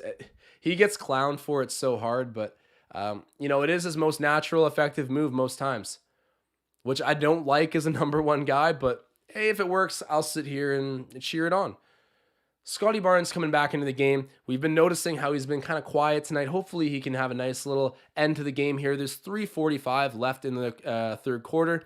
And then the fourth, that's when I've been saying we're going to blow the wheels off this thing. 88-86 the score. We're up by a bucket. And it feels good. It was not pretty early on. Oh, wow. Wow. Oh, Fred VanVleet. Fred VanVleet. Let's go. Give it to me. Yeah, holy, meeting Sandro up at the rim. That guy's got to be he's got to be 6'10 at least. Big 6'10 too. And Fred VanVleet testing out his vertical. I never thought of Fred VanVleet as a next level athlete, but he flies up there, gets ball first, and helps the Raptors get a defensive stop against an opposing center. Don't sleep on him, man. Do not sleep on him. My God, Fred VanVleet. I'm putting on the All-Star case right now, guys. Vote for this man. Vote for him. Fred VanVleet in the paint. Wanted the foul. Ends up turning it over. Still vote for him for All-Star. But wow, what a defensive play. I know the chat's got to be going crazy for that. Oh, OG Anunoby unfortunately touches it last. It's going to stay with the Bucks here, but we stay up by 2 points. We are in the bonus. Milwaukee is not yet. 2 minutes and 39 seconds until the fourth. And we got 110 live viewers out here, so show love if you're watching this. You guys are the best. Appreciate the big turnout tonight. The Raptors are playing a fun stretch of basketball right now. I'll be the first to admit we're pretty advantaged in terms of teams missing some star depth when we've run into them. However, we can only face whoever's in front of us, and you can visibly see that we've turned things around with our systems. Guys are understanding the chemistry a little better, finding roles a little bit more clearly. And even at this, we are still missing some good bench pieces tonight in Svi Mikhailuk and Yuta Watanabe, who's been very impressive since joining the team early in the season. Oh my God. OG. Okay, OG's a great athlete, and he can probably jump over some people, but that time, that was ambitious. I'll say it straight up. That was ambitious. Ends up picking the offensive foul. DeMarcus Cousins and him are laughing about it. Does not get the dunk there. He tried. He tried to go John Morant over Kevin Love there. And that didn't work either, but OG Anunoby's attempt fails as well. Tom Duke saying Fred, king of the universe. I got to make that an animation. Got to get that guy on an all-NBA defensive team. Oh, great defense there. Fred VanVleet keeping it in bounds, doing a little everything. Raptors almost turn it over, and Fred VanVleet saves the ball again. This guy is bailing the Raptors out left, right, and center. Oh, great ball movement, but Chris Boucher's blocked underneath the rim. I'm sure he wants a foul call. Doesn't get one. Goes back the other way, and here's Rodney Hood. He hit a couple three-pointers on us. The Bucks keep passing around the ball. Oh, great job. The entry pass into the post just kind of coasts right by Chris Middleton and out of bounds. Raptors get the ball back, and here we are. We got another super chat from my guy, Marcel Martin. He's saying, Fred VanVleet for commissioner. I mean, last stream we were talking about Fred VanVleet is going to be a coach, certainly when he retires, but commissioner, maybe he'll go right up to that level. I mean, Fred VanVleet is a whimsical guy and accomplishing a lot in the sport of basketball right now. Shoots the mid-range. That's got to be money. It's money. There's no words, guys, right now to describe Fred VanVleet's play. Just flames. Just flames. But Freddie V, knocking it down. Nice little stroke in the mid-range. Gets it to fall. The score is 90-86 for the Raptors right now, who are still in the bonus. We only got 1:15 until the fourth quarter. Barnes guarding Sandro in the post. That's a clean block. No. Let the man play defense. Come on. I need a replay on that. I need a replay on that for sure. Mustafa saying Fred for president. You know what's funny is I feel like when you look at the name of presidents, like, I mean, you got like so many old, like Ulysses Grant, Roosevelt, like all these like decorated old like English names. And Fred VanVleet, you'd have Frederick Edmund Van Vliet. That sounds like a dead president name right there, I'll be honest. But shouts out Fred VanVleet, Freddie V for president. I'm going to play the animation one more time just because I'm crazy as hell. If you vote Fred for VanVleet, me, all-star, make it happen, all of you please. want I'm this dream begging to you. come true. And that wasn't a clean block by Scott Barnes. What's going on? Diljit also saying FVV for president of Raptors Digest. Hey, if he wants a job, he can contact the boys. We'll hook him up. Matty Maru's saying, I think Scotty's hip is still bothering him. That could be. He's been kind of quiet, and he was holding his hip after an early bucket this game. Or he got fouled and went to the free throw line, but that happened way early in the first quarter. Ooh, nice Champagny. But from Fred VanVleet, what a setup. And Justin Champagny, he's just always in the right places at the right times, getting gritty buckets and making plays. But Freddie V finding him there for the easy two. Raptors are up by 4. Chris Middleton fires it to Rodney Hood. The former Raptor shoots the mid-range J, misses it.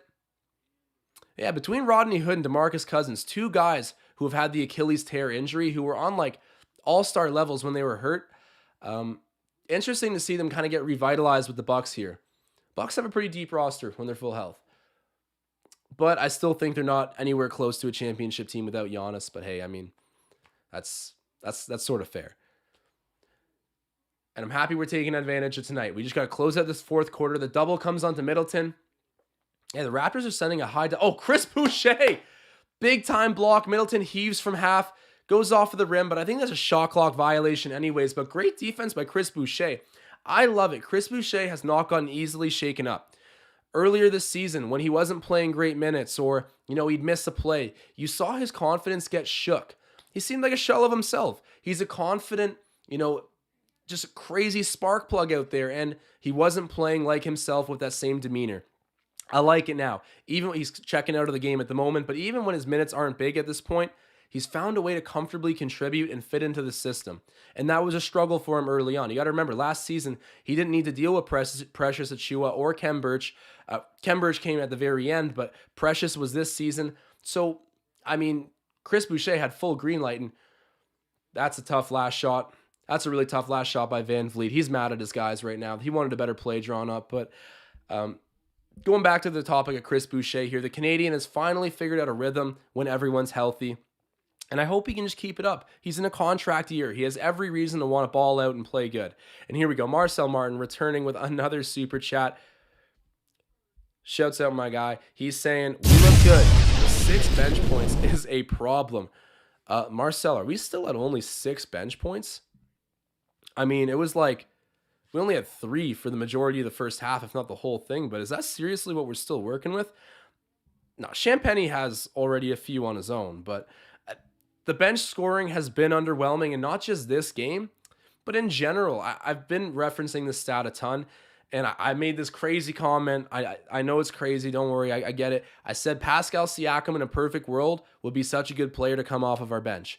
And to this day, I think it's like a cool hypothetical to think about because it would solve the bench production a bit better, and Pascal torches players who aren't at that A1 NBA level. I won't try to justify that wild hypothetical, but basically what I'm saying here is the bench needs to be better because bottom 3 in bench production, top 3 in starting 5 production, you got to even that out somehow. And guys like Justin Champagny getting some more run, I'm happy to see. He's done a nice job tonight, but Svi Mikhailuk and Yuta Watanabe would help, don't get me wrong, but it's been the story of the season. We got to figure out a bench unit that can produce offensively as well. Work in progress. Let me check up on the Leafs score right now. So the Raps are up by 4 going into the 4th quarter. Very pleased with this. I think we're going to blow it wide open here and walk away with a nice victory. I won't even knock on wood. I'm not superstitious with this one. The Raptors are feeling calculated tonight. Hey, and the Leafs are up 4-2, and that's the final. Leafs end up winning by a score of 4-2. Let me see who scored the goals tonight. I know some people are probably hearing me say this like, oh, bro, hockey. This is a basketball stream, but I know we got some Leafs fans in there somewhere. John Tavares getting his 14th of the season. TJ Brody getting his 3rd. Ilya Mikheyev with his 3rd. And then Kerfoot with his 5th. End up winning by 4-2. That's good stuff. No Connor McDavid for Edmonton. And I was mentioning earlier how it was nice. The Raptors get to face the Bucks without Giannis. And then the Leafs get to face the Oilers without McDavid. Nice night to be a Toronto fan. Getting a little bit of a break. The Leafs take advantage, hoping the Raptors can close out this 4th and end with a W as well. Hey, and we got 125 people in the chat at the moment. So if you guys are watching this, do me a big favor. Drop a like spike. Help grow the channel. Make your presence in this chat felt. I appreciate it tons. And here we are coming back out for the 4th quarter. On the road, second night of a back-to-back. Scotty Barnes at half picking up Chris Middleton, clapping his hands. He wants the smoke. And Chris Middleton's trying to give it to him. And he does give it to him.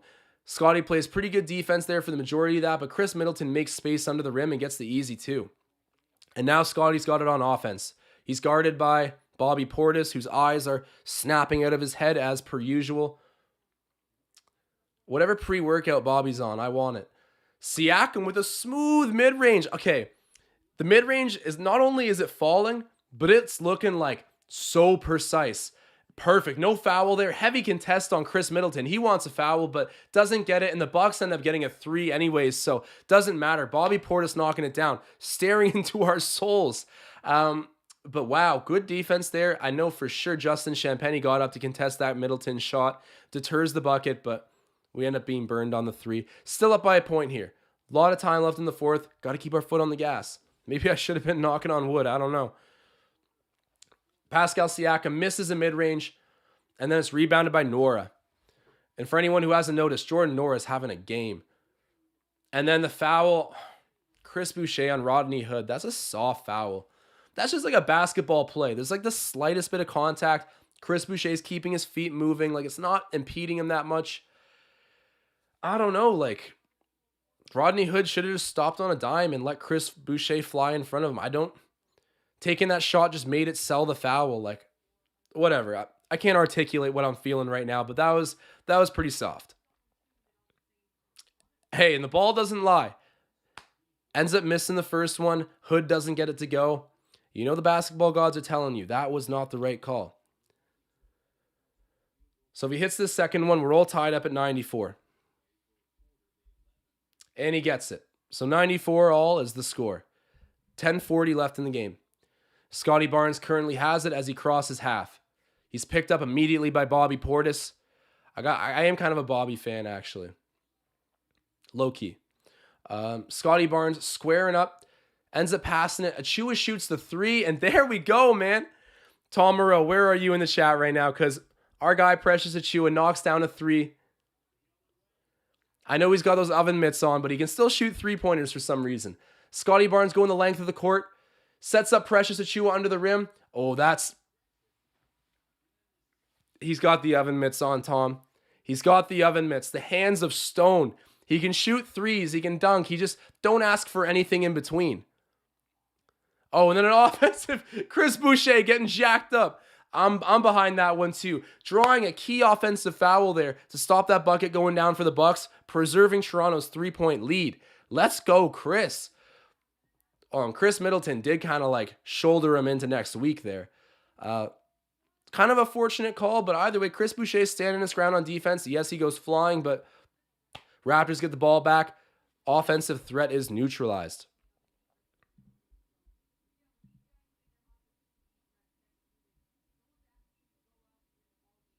Mike Byers saying Boucher with the charge, straight beauty. And Joel, you're asking for the score right now. It is 97-94. Raptors leading, just under 10 minutes left in this one. It's that crucial stretch, everyone. It's that crucial stretch. Do not go anywhere. Scotty Barnes working on Wesley Matthews with the ball. I think he's going to take the mid-range. No, he's not. He throws it out to the perimeter. Gary Trent Jr. has it. He's pressed by Wesley Matthews. Gary shoots the step back. Boom! That is good. Gary Trent Jr. hitting another big three-pointer. He's had a nice night. I'll get the box score up here in a second, but Gary Trent Jr., nice bucket for Toronto. I believe the Bucks called the timeout. Budenholzer, not a fan. It's weird. I think that people have, I don't really like Greg Popovich, so I get some flack for that take, but I think everyone agrees that Coach Bud is overrated. Am I crazy saying that? Am I disrespecting Coach Bud? I think Giannis Antetokounmpo makes that whole thing go. Makes everyone look good. I don't think Coach Bud is that guy, though, to be completely honest. That's just my take.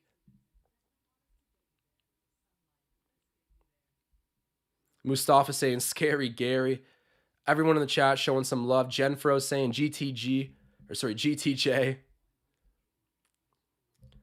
All right, so the Raptors right now, Gary Trent Jr. has 15 points, 3 rebounds, 1 assist. Okay, this needs to be updated. There's no way he's only 2 of 8 from 3. I think I've seen him hit 3 3-pointers, no? All right, apparently not. So Gary Trent Jr., okay, I'm like convinced this isn't correct.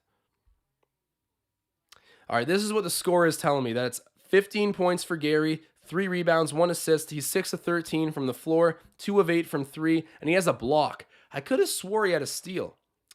But either way, this is what the stat sheet's saying. Gary Trent Jr. is having a pretty nice night right now. Stepping up for the Raptors in some ways, for sure. Hitting a big shot there a moment ago. Siakam has 28. Okay, 28, 5, and 6. That stat line has been stuffed for him recently. Absolutely stuffed. I mean, he passes the ball, and it doesn't look good. Like, he's not a gifted passer, but he's more than just a willing passer. And there is a big difference between being a good playmaker and a willing playmaker. Siakam kind of falls somewhere in the middle, but I think it really speaks to the depth of his teammates that he ends up with a lot of assists. And of course, we try to make him the primary ball handler sometimes, so it naturally happens that way. But shouts out Pascal Siakam. It's 28, 5, and 6 for him. And he's pretty efficient at the moment too. He's got 2 steals and a block to go with that, by the way. 3 turnovers, so kind of typical of him, but we won't go there. We don't need to. We don't need to talk about that.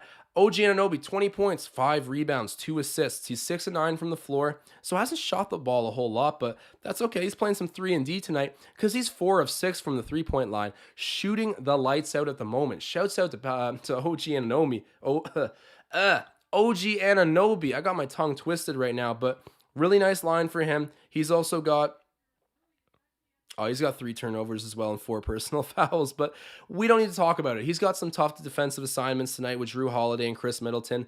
He's doing a pretty good job. The Raptors are up at the moment. Not bad offensively either.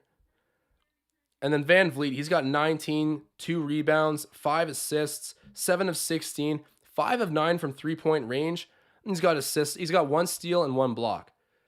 So Fred Van Vliet getting it done. I'll go through the rest of our guys in a moment, but play is resuming. Chris Middleton has it right now. Our starting 5 has been the dominant story of the night. Rodney Hood with the ball. He's covered by Precious Achiuwa, kicks it back out to Wes Matthews, who misses the three. Thank God they've started to miss these threes. Wes Matthews and Nora were acting like Steph and Clay in the first half. It was brutal, but we figured it out. We're up by 6 points right now. 9 minutes left to go in the game. Pascal Siakam's got the ball in his hands. He's continued to be guarded by Bobby Portis, but Pascal's dropped 28 on his head top. So Pascal driving the lane and one dunk. Chris Middleton, do not act like you did not just foul him. You fouled him. And he finishes. Pascal Siakam, a chance to bring himself to 31 points on the night and extend this Raptors lead late. Bro, that was a foul. You grabbed his forearm. But the strength by Siakam to finish. Love to see that. Mike Byers saying Pascal's feeling it. +1, baby. Cash it. Ramaz saying Drew has a hot wife. Noted. I mean, a lot of the guys in the NBA do. Graham saying Pascal Rodman has been huge. Shouts out. It's funny. I've heard Marcel give Justin Champagny the Rodman comparison, and then Pascal Siakam now getting the Rodman comparison from Graham. Got a few Rodmans on the team apparently. Must be an interesting locker room. Michael C giving me the let's go. Let's fire it up. I'm going to give the flames for Michael C right now. We're getting jacked up. Jordan Nora inbounds the ball to Drew Holiday. He was being tough on. Oh, nice. Siakam picks off that pass and then up. Oh, gorgeous play in transition. Defense to offense. Scotty Barnes gets the outlet pass from Pascal Siakam, who turns over the Bucks. And then Scotty Barnes throwing the alley-oop to Precious Achiuwa, who's there with his stone hands to jam it home. Nice little transition bucket for the Raptors. And then Rodney Hood gets the easy bucket there, but Scotty Barnes almost blocking him. Making the effort. I like to see that. Wraps up by 9. 8 minutes to go in the game. Pascal Siakam with the ball. He's guarded by Wes Matthews. Now it's with Gary. Back to Pascal on the high post, guarded by Nora. All right, Pascal. Educate this young man. Oh, nice pass. Oh, get that. Yes. Oh, man. The playmaking. The front court. Whoever said Pascal Siakam and Scotty Barnes couldn't play together could not be more wrong. These two power forwards love sharing the floor. They pass the ball, and right there is a great example of it.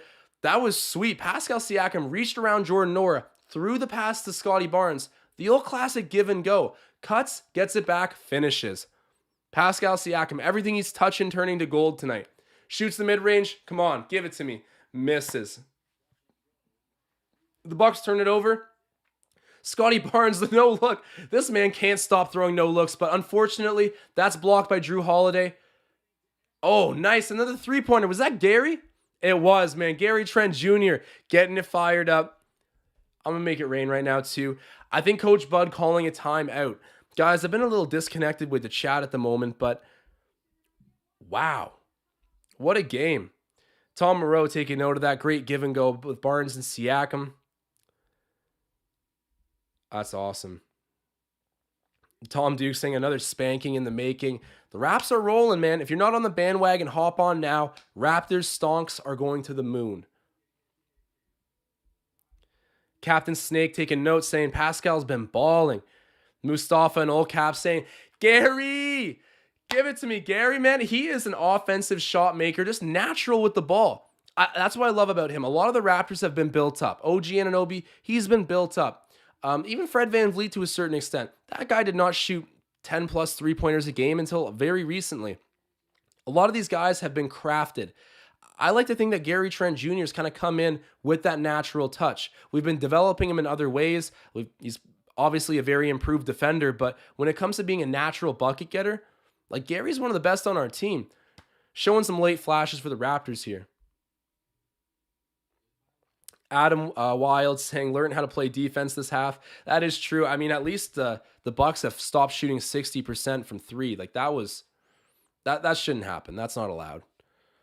Adam Silver's got to step up and veto that. But Raptors are figuring it out, man. We are up by a considerable bit right now. And we got 140 live concurrent viewers in the chat. So if you guys are seeing this, do me a favor, drop a like spike, get it going down in the chat, make your presence in here felt, and help out the channel. You guys are the best. Tom Duke saying Raps were 3-point underdogs tonight. Easy money. Tom, when I bet on them, the Raptors were plus 7.5 at even money. Like, who? Someone in Vegas is getting fired today. And unfortunately, let me pull up our bets here, guys. I'm going to tell you right now, we did not hit this. Unless, I really don't think we did. Okay, so Scotty Barnes right now, he only has 6 points, 5 rebounds. So is it impossible? Pretty damn close. I don't think we're hitting that one. So that crashes the whole parlay, but we also bet on Pascal Siakam to get at least 10 rebounds or more. He has currently 5. Yeah, we can put the nail in the coffin of this bet. Fred VanVleet, at least 25 points. I think he has 19. So that one misses. All right, guys. So we miss every single player prop bet. I asked you guys to waste my money, and we did exactly that. But it was a lot of fun. And hey, also shout out to the Marcel Martin. When I put down the bet, throwing in $10 on a super chat to help pay for the gambling fund tonight. So I appreciate that. Shouts out to my guy Marcel and everybody else that's tuning into these live streams. And if you guys ever want my betting lines beforehand, go to Twitter and I'll be posting them there at Raptors Digest. But this one I let the fans make. We did a live earlier and just to test out the new chat feature along with some other things, but did not win. It was plus 4,500. So kind of a high expectation to win that. Or sorry, a low expectation. That would be pretty high bar to meet is what I meant to say. But anyways, let's get that bet off the screen. That's bad mojo.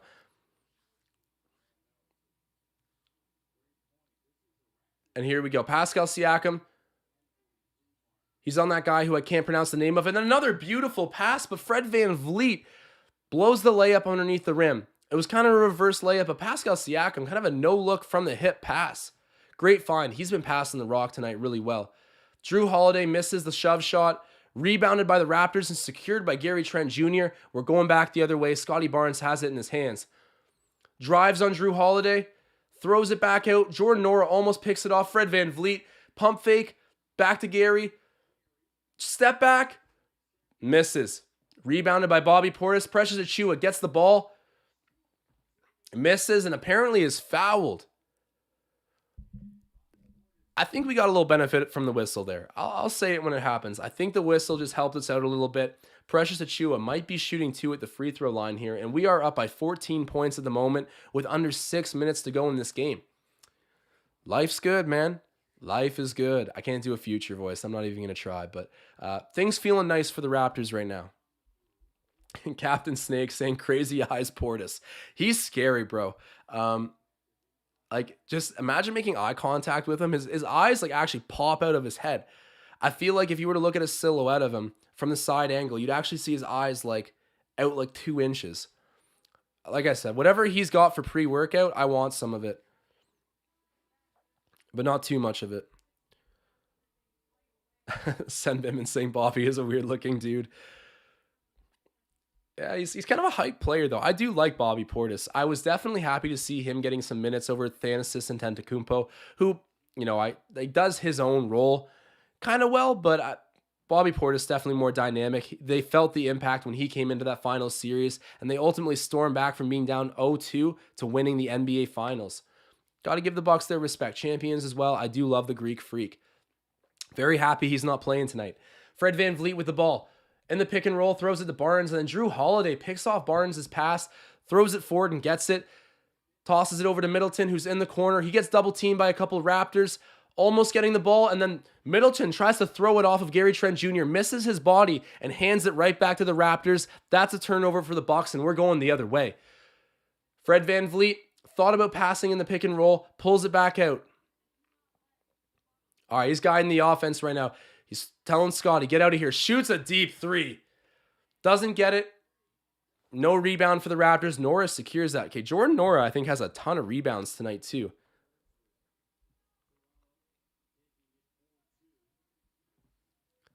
Yeah, that Gary and Fred is a nasty double team. That's Buster pointing that out. That is true. That was awesome. And Middleton's losing his mind. Even right now, he's going crazy.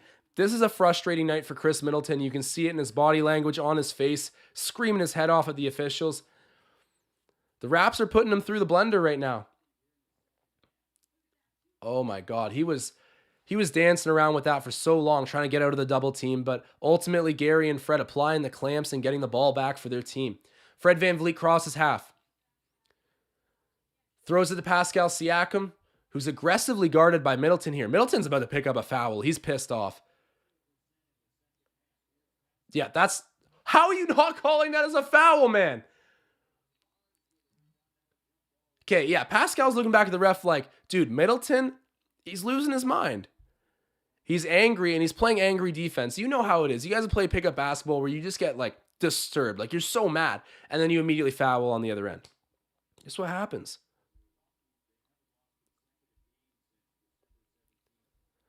Just looking at the scoreboard right now. I got to see how many... So Jordan Nora has... Okay, he's got 6 rebounds, 17 points, 2 assists. He's 7 of 15, 3 of 9 from three-point range. Got a steal, too. Only 1 turnover, only 1 personal foul. He's been great for the Bucks tonight. It's been exciting to watch him play. I got to appreciate the opposition in some capacity, and he'll get my respect tonight for sure. Not that he gives a damn. But anyways, Anunoby shoots the 3, misses that, and it's rebounded by Chris Middleton.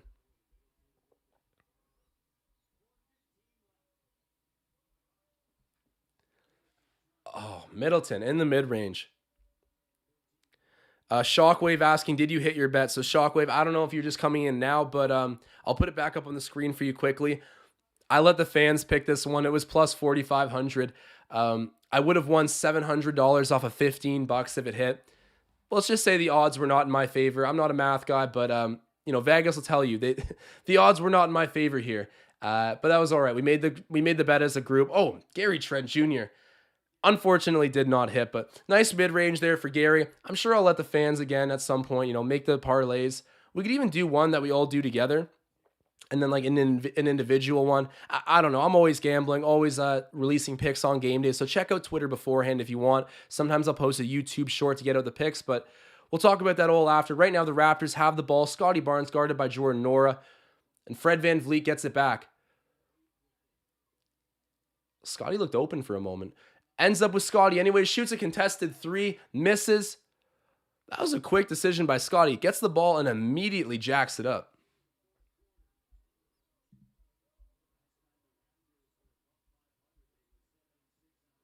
Oh, good job by VanVleet.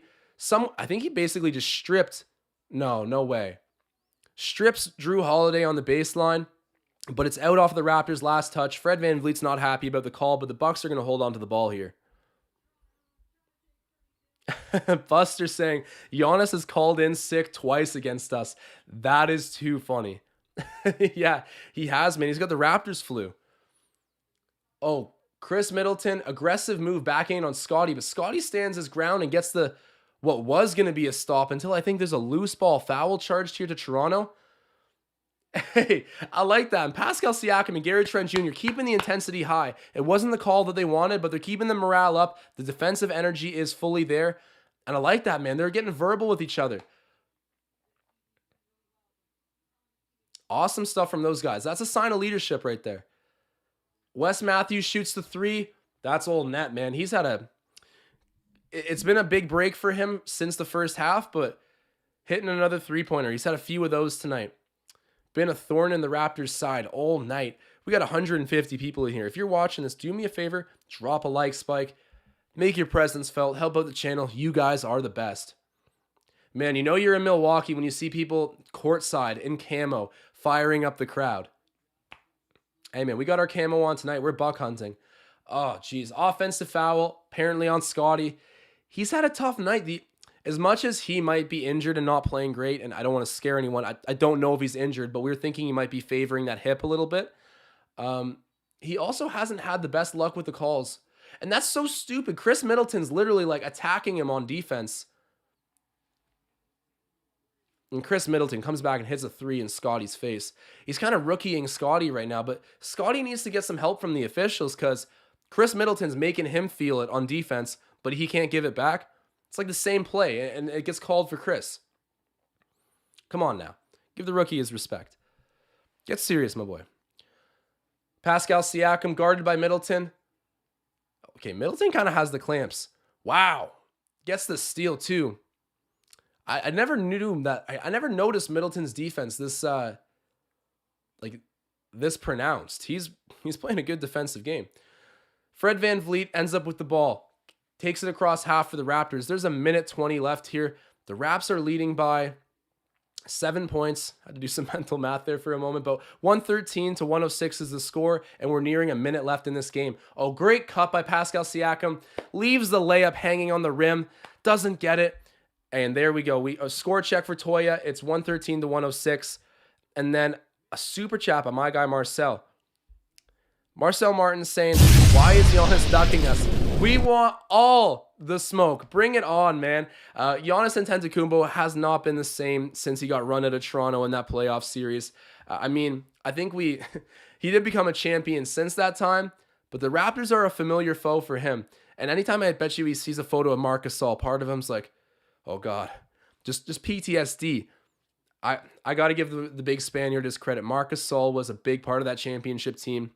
Marcel and I actually talked about it today. Shouts out to Marcel for the super chat, but talking about how after that championship season, to be brutally honest, Marc Gasol was kind of just like inefficient and kind of sucked on the Raptors a little bit. That championship team, we were deep, we were great, it worked out, and we found a great defensive role for him, and he played and made shots when he had to, but I mean, his offensive touch was just slowly leaving completely.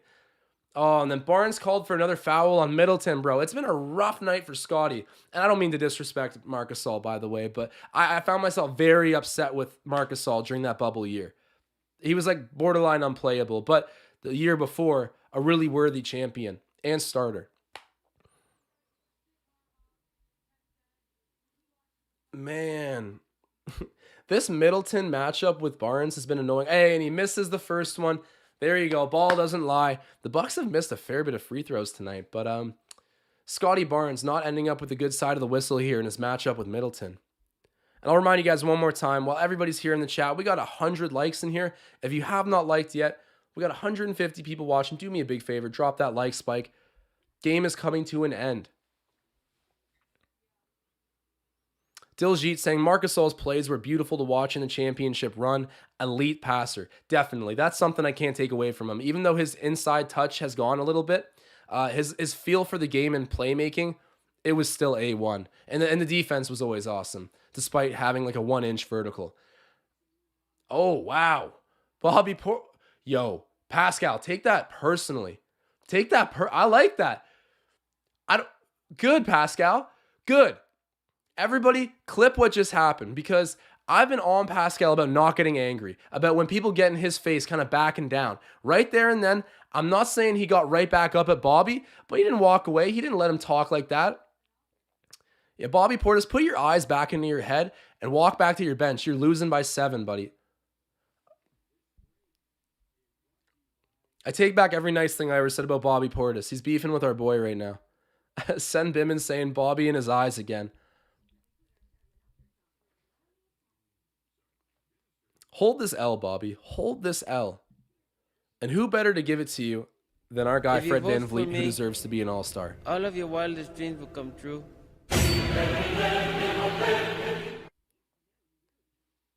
Tom M saying Raptors win by 9. I win $35. They don't, and I lose 20. Tom Moreau, you've had some big plays on the Raptors. Like he's got an eye for hoops. Tom Moreau, we don't know each other personally, but I got a respect for your basketball opinions, and you got some winning bets. You got to get active with me on Twitter beforehand. Let me know what you're betting, because whoever gave me the picks today, it didn't work out. Let me pull it back up for anyone who might have missed it. It didn't work out at all. Plus 4,500. Who expected it to? But the only thing it looks like we got right here is the Raptors spread at plus 7.5. I should have just used the reverse spread to make the Raptors like minus 1.5, and that would have been like plus 450. Vegas made a mistake here. They're handing out money. It's Christmas morning.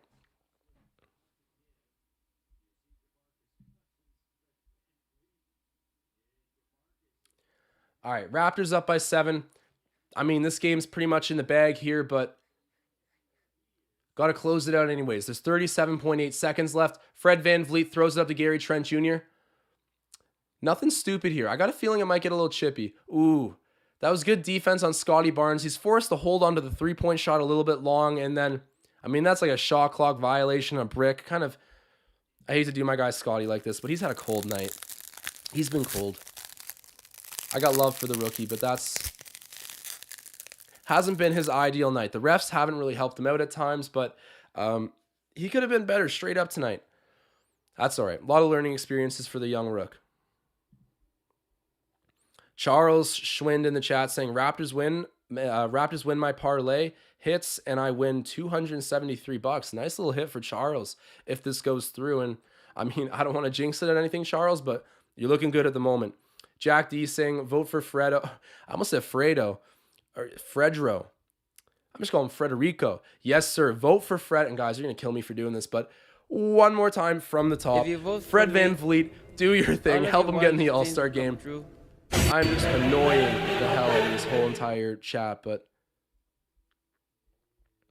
you guys know the drill. Let's help this happen for Freddie V.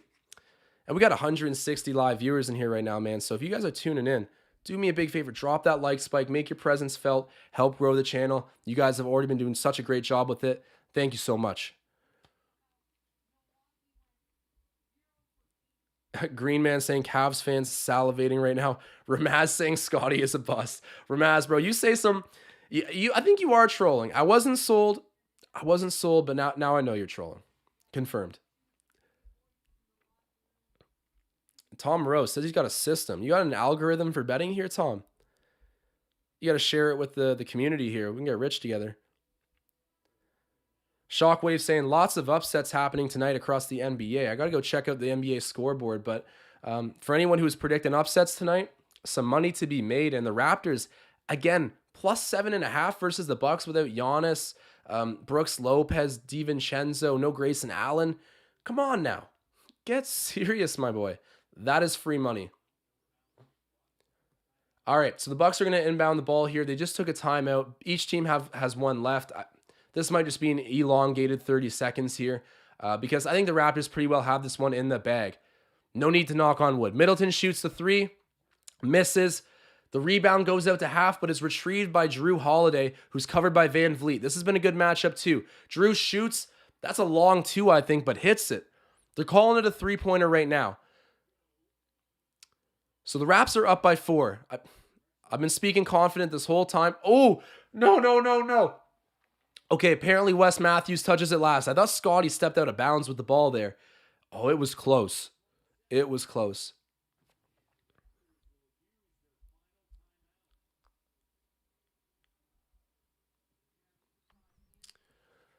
AB64494 saying, just tuning in. Looks like a big game for Siakam. Definitely a big game. What does he have? Like 30-something points at the moment? Yeah, Pascal Siakam has 33, 5, 6, 13 to 23 from the floor, 5 of 5 from the free throw line, so making him pay when he goes to the stripe, and then 2 of 4 from three-point range, shooting the open shots, making the open shots, and then a nice defensive night too. 3 steals along with a block. Of course, I will mention the caveat in this all, and that is Pascal Siakam leading the team in turnovers again for like the millionth night in a row with 4 turnovers. It's 2 personal fouls as well. So, I mean, overall very good. I don't need to go there about Pascal, but, you know, there is always that catch. He can be a little sloppy with the ball, but he also has 6 assists tonight, so the man's playmaking for sure. Him and Scotty had that sweet little give and go earlier. That was sick. I got to get that on a replay, but a lot of good things for Toronto tonight. And then Fred Van Vliet, he's kept up with this shooting streak he's on. He was 5 of 10 tonight. So again, very few guys can confidently be allowed really to shoot over 10 3-pointers a game. Fred Van Vliet shooting 50% tonight, helping to keep us in that game early when the Bucks were just lights out from 3. Like I said, I think going into halftime, they were close to 60%. Oh, there's a little bit of beef right now between Portis and Siakam. I love this, Siakam. Stand your ground, dude. Stand your ground. What is he going to do to you? Nothing. That's the answer. I love this. Tough love for... I almost like that Bobby Portis is pressing him like this because I want Siakam to answer, and he is. He's not going anywhere. Good job for Pascal. I know it seems like I'm celebrating nothing right now, but I do... Sometimes Pascal's so good-natured. Like, he doesn't want to be aggressive and chippy with people, but I find some of the most dominant players... they're aggressive and chippy. So I'm happy to see Pascal Siakam at least not letting Bobby Portis walk all over him. Charlie Dan saying, I smell a choke. Wait, we're up by 4 points with 17 seconds left, and Gary Trent Jr. is going back to the line with a chance to shoot 2. I don't want to say anything too much, but I think we might be all right, Charlie. Thankfully. Ramaz saying, no cap, I want Chet Holmgren. Why don't Raptors fans want Chet? Now, Ramaz, you're definitely, like, I mean, I would take Chet. Don't 7-footer. He would help that issue. He's kind of has the chance to be generation.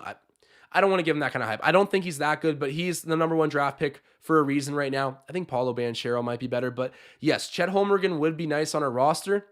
I just don't want to waste another year rolling the dice to go back to the lottery, because chances are you probably won't get him, and we're already about to become a winning record team. I just don't like the statistics there. I'd rather get wins. And yo, are you serious? Are you serious? Hell no. Bobby Portis, I just truck Siakam, and then okay, his feet were moving, but like getting his hand up high. I know I'm sounding like a homer right now, but come on. Bobby's like low-key headhunting Pascal out here. Like, what is the beef? He's got to miss one of these. Misses the first one. Ball does not friggin' lie. Bobby Portis. Man, it's a good thing I can't cuss on this stream, because like I've been holding it back this whole time. I went into tonight kind of a Bobby fan. What he's doing to my guy Pascal right now, I cannot get behind. You know, things get heated, but drop it. You lost, Bobby. You lost. And yes, I know there's still 12 seconds left in this game and we're only up by 4, but he lost. All right, Pascal Siakam fouled. Go bury him at the line, Pascal. Ramaz saying Chet is the white KD. You see, he is good. I just don't see that. I think he'll be solid in the NBA. I don't even know. He's just kind of like Pokusevski, honestly. He just reminds me of Poku. Like a really dynamic 7-footer who's got like, you know, he's 7 feet tall, but probably weighs like 190 pounds. Like that. Honestly, I kind of impressed myself with that comparison. He's like Poku. And I know the ceiling's so much higher on Chet and everything, but I don't know. I would rather Paulo Banchero. I know the Raptors need a 7-footer, but Paulo Banchero, in my opinion, is like the better overall prospect. And I think some people are starting to feel that way too. Pascal Siakam, oh man, misses both free throws. Jeez. Drew Holiday shoots the 3, misses, bricks that. OG Anunoby gets the rebound. Okay, Bobby Portis. Oh my God. Maybe I'm just like too hockey mindset, but I'm sitting here like someone needs to fight him. Bobby Portis thinks he can walk over every player we have on the floor right now. Bro. Ramaz saying Scotty and Chet front court of the future. I can't lie, Ramaz. That would be cool to see, actually. But hey, I just want to stay away from the lottery. We don't need to lose any more games. Wins will mean more now. We got our guy. Our GOAT is on the team. It's Scotty Barnes. 3rd season, that's when it's going to be breaking out. I always say this to you guys. There we go. OG Anunoby hits his first 3 throw. We're up by 5 points. This game is sealed. But I always say it. LeBron James, KD, did not make the playoffs until their 3rd year. All the finals MVPs, aside from Magic Johnson, all won the earliest finals MVP. All won in their 3rd seasons. Ja Morant, Tyler Hero, 3rd year guys that are balling out. That's the season that you go from being a spectacle to a winning player. And I'm excited for Scotty Barnes to keep rising up until that moment. Maybe he'll even come a little early. Who knows? But anyways, the Raptors 117-111. Let me put on the Flames here, guys. The Raptors deserve it. We are on a winning streak. We've done a great job. This is on the 2nd night of a back-to-back. We're on the road. We flew into Milwaukee late last night after playing. And I mean, we get the result that we want. Sure, it was ugly at points. The Bucks shooting over 60% from 3 in the first half doesn't help. But we recover. And I think I speak for all of us when I say nobody felt too shook. The whole time I had some confidence that the Raptors would come back and get it done. And here we go. Send Bimmons with a super chat. Shouts out to my guy. He's saying, hold this L, Bobby. You lost to the Pistons. Now the Raps got the W. Man, firmly grasp the loss. You guys remember that scene from SpongeBob? Maybe I'm just like reaching here, but when I think it's Squidward's in the full body cast, and then Patrick says, firmly grasp it, and shoves the butterfly net through his hand. I want to take an L and do that exactly to Bobby right now, because he was walking all over the Raptors, and it was just, It was so excessive and unnecessary, and I'm not gonna like act soft about it. Like, I hope our guys stand up and answer for themselves, and Pascal did. But even he was playing around with OG Anunoby there at the end, and you don't want that smoke. You do not want to pick a fight with OG Anunoby. He's built like a Roman gladiator. Stay away. But either way, guys, NBA beef aside, which doesn't really exist, the Raptors get a W. This has been awesome. I will very briefly recap what happened for the box scores here. So Pascal Siakam, 33 points, 5 rebounds, 6 assists, very efficient, 13 of 23 from the floor, 2 of 4 from 3. The defensive stats, 3 steals, 1 block. You guys already know the story there. He had a really good night. I'll just go through the kind of like the baselines. I won't go into all the defensive stats and stuff, but OG Anunoby, what did he get up to tonight? 22 points, 6 rebounds, 2 assists. Fred VanVleet, 19 points, 3 rebounds, 5 assists. He was great in the first half. Scotty Barnes, kind of a quiet night. Continuing to have a really balanced stat line, though. He ends up dropping 6, 6, and 4. I think we got another super chat in here. Yes, we do. My guy Marcel dropping a super chat saying Bucks are waiting DeMarcus Cousins. DeMarcus Cousins was like back to star form at one point in the first half. I'd be surprised to see that, but you know what? Maybe. Who knows? Who knows? This Bucks team is like sneakily deep. They are kind of deep. They were missing a ton of dudes tonight, so we took advantage, did our thing. But I would be surprised to see them get rid of DeMarcus Cousins. And for anyone who missed me talking about it earlier, it's kind of cool to see 2 guys who had, the devastating Achilles injury and Rodney Hood and also DeMarcus Cousins go out there tonight and play for the same team and make a really good impact. Modern medical science is getting a lot better, and KD's proven that the Achilles injury does not need to take out your career. And DeMarcus Cousins, for at least the first half tonight, was in star form. Rodney Hood hit a couple back-to-back 3-pointers. I did not expect that. That was kind of when I thought we were in trouble, but I had the faith the whole time. Who am I kidding? I knew we were going to take care of the Bucks tonight, and they did exactly that. And guys, we are at 205 concurrent viewers. This is currently a record right now. If you guys are in here, do me a big favor. Drop the like spike. We are setting records with this stream every single day, so you guys are so good for coming out and supporting. If you guys missed our call-in feature at halftime, it was pretty classic. Fanfiction Pop Tart and Marcel Martin dropping in to give their 2 cents on the game, give their keys for the second half. And Fanfiction said they got to start missing some 3-pointers. And hey, that's what they did. The pump fake was killing us early, but that 60% from 3 did not last logically. And the Raptors brought out the clamps, and we stuck it to Bobby and the boys. Hold that L. There we go. I'm feeling nice about that W. But guys, tonight was a good one. Our bench was kind of a no-show, but we are missing Yuta Watanabe and Svi Mikhailuk, and I will defend Svi Mikhailuk to the grave. He's so skilled. No one else believes it, but I'm a big Svi guy. And I'll turn on the flames one last time for this W that we got tonight. I don't know when our next game is, but I will be on live stream, so check it out. Look at my Twitter beforehand, at Raptors Digest, for the gambling lines. And if you guys didn't notice tonight, I let the chat that I did earlier with the live stream pick my bet, and it was a waste of $15. And if we hit, it would have been a $700 payout. So risking it for the biscuit here, guys, but not rewarded. Scotty Barnes did not get his double-double. He did have a balanced stat line. Siakam did not get 10 boards. Fred VanVleet did not get 25 points. And the Raptors did cover their spread, though. They ended up winning the game. That was just a gift. 7.5 underdogs. Come on now. Someone in Vegas is getting fired. That is for sure. But guys, you are seriously the best. I hope I haven't missed anything in the chat before I sign off here, but yeah, I don't think I have. Anyways, guys, you guys are truly the best. This has been one of the most fun live streams yet. I'm happy you all like the new setup. More and more big things to come here. And guys, in the meantime, I am signing off.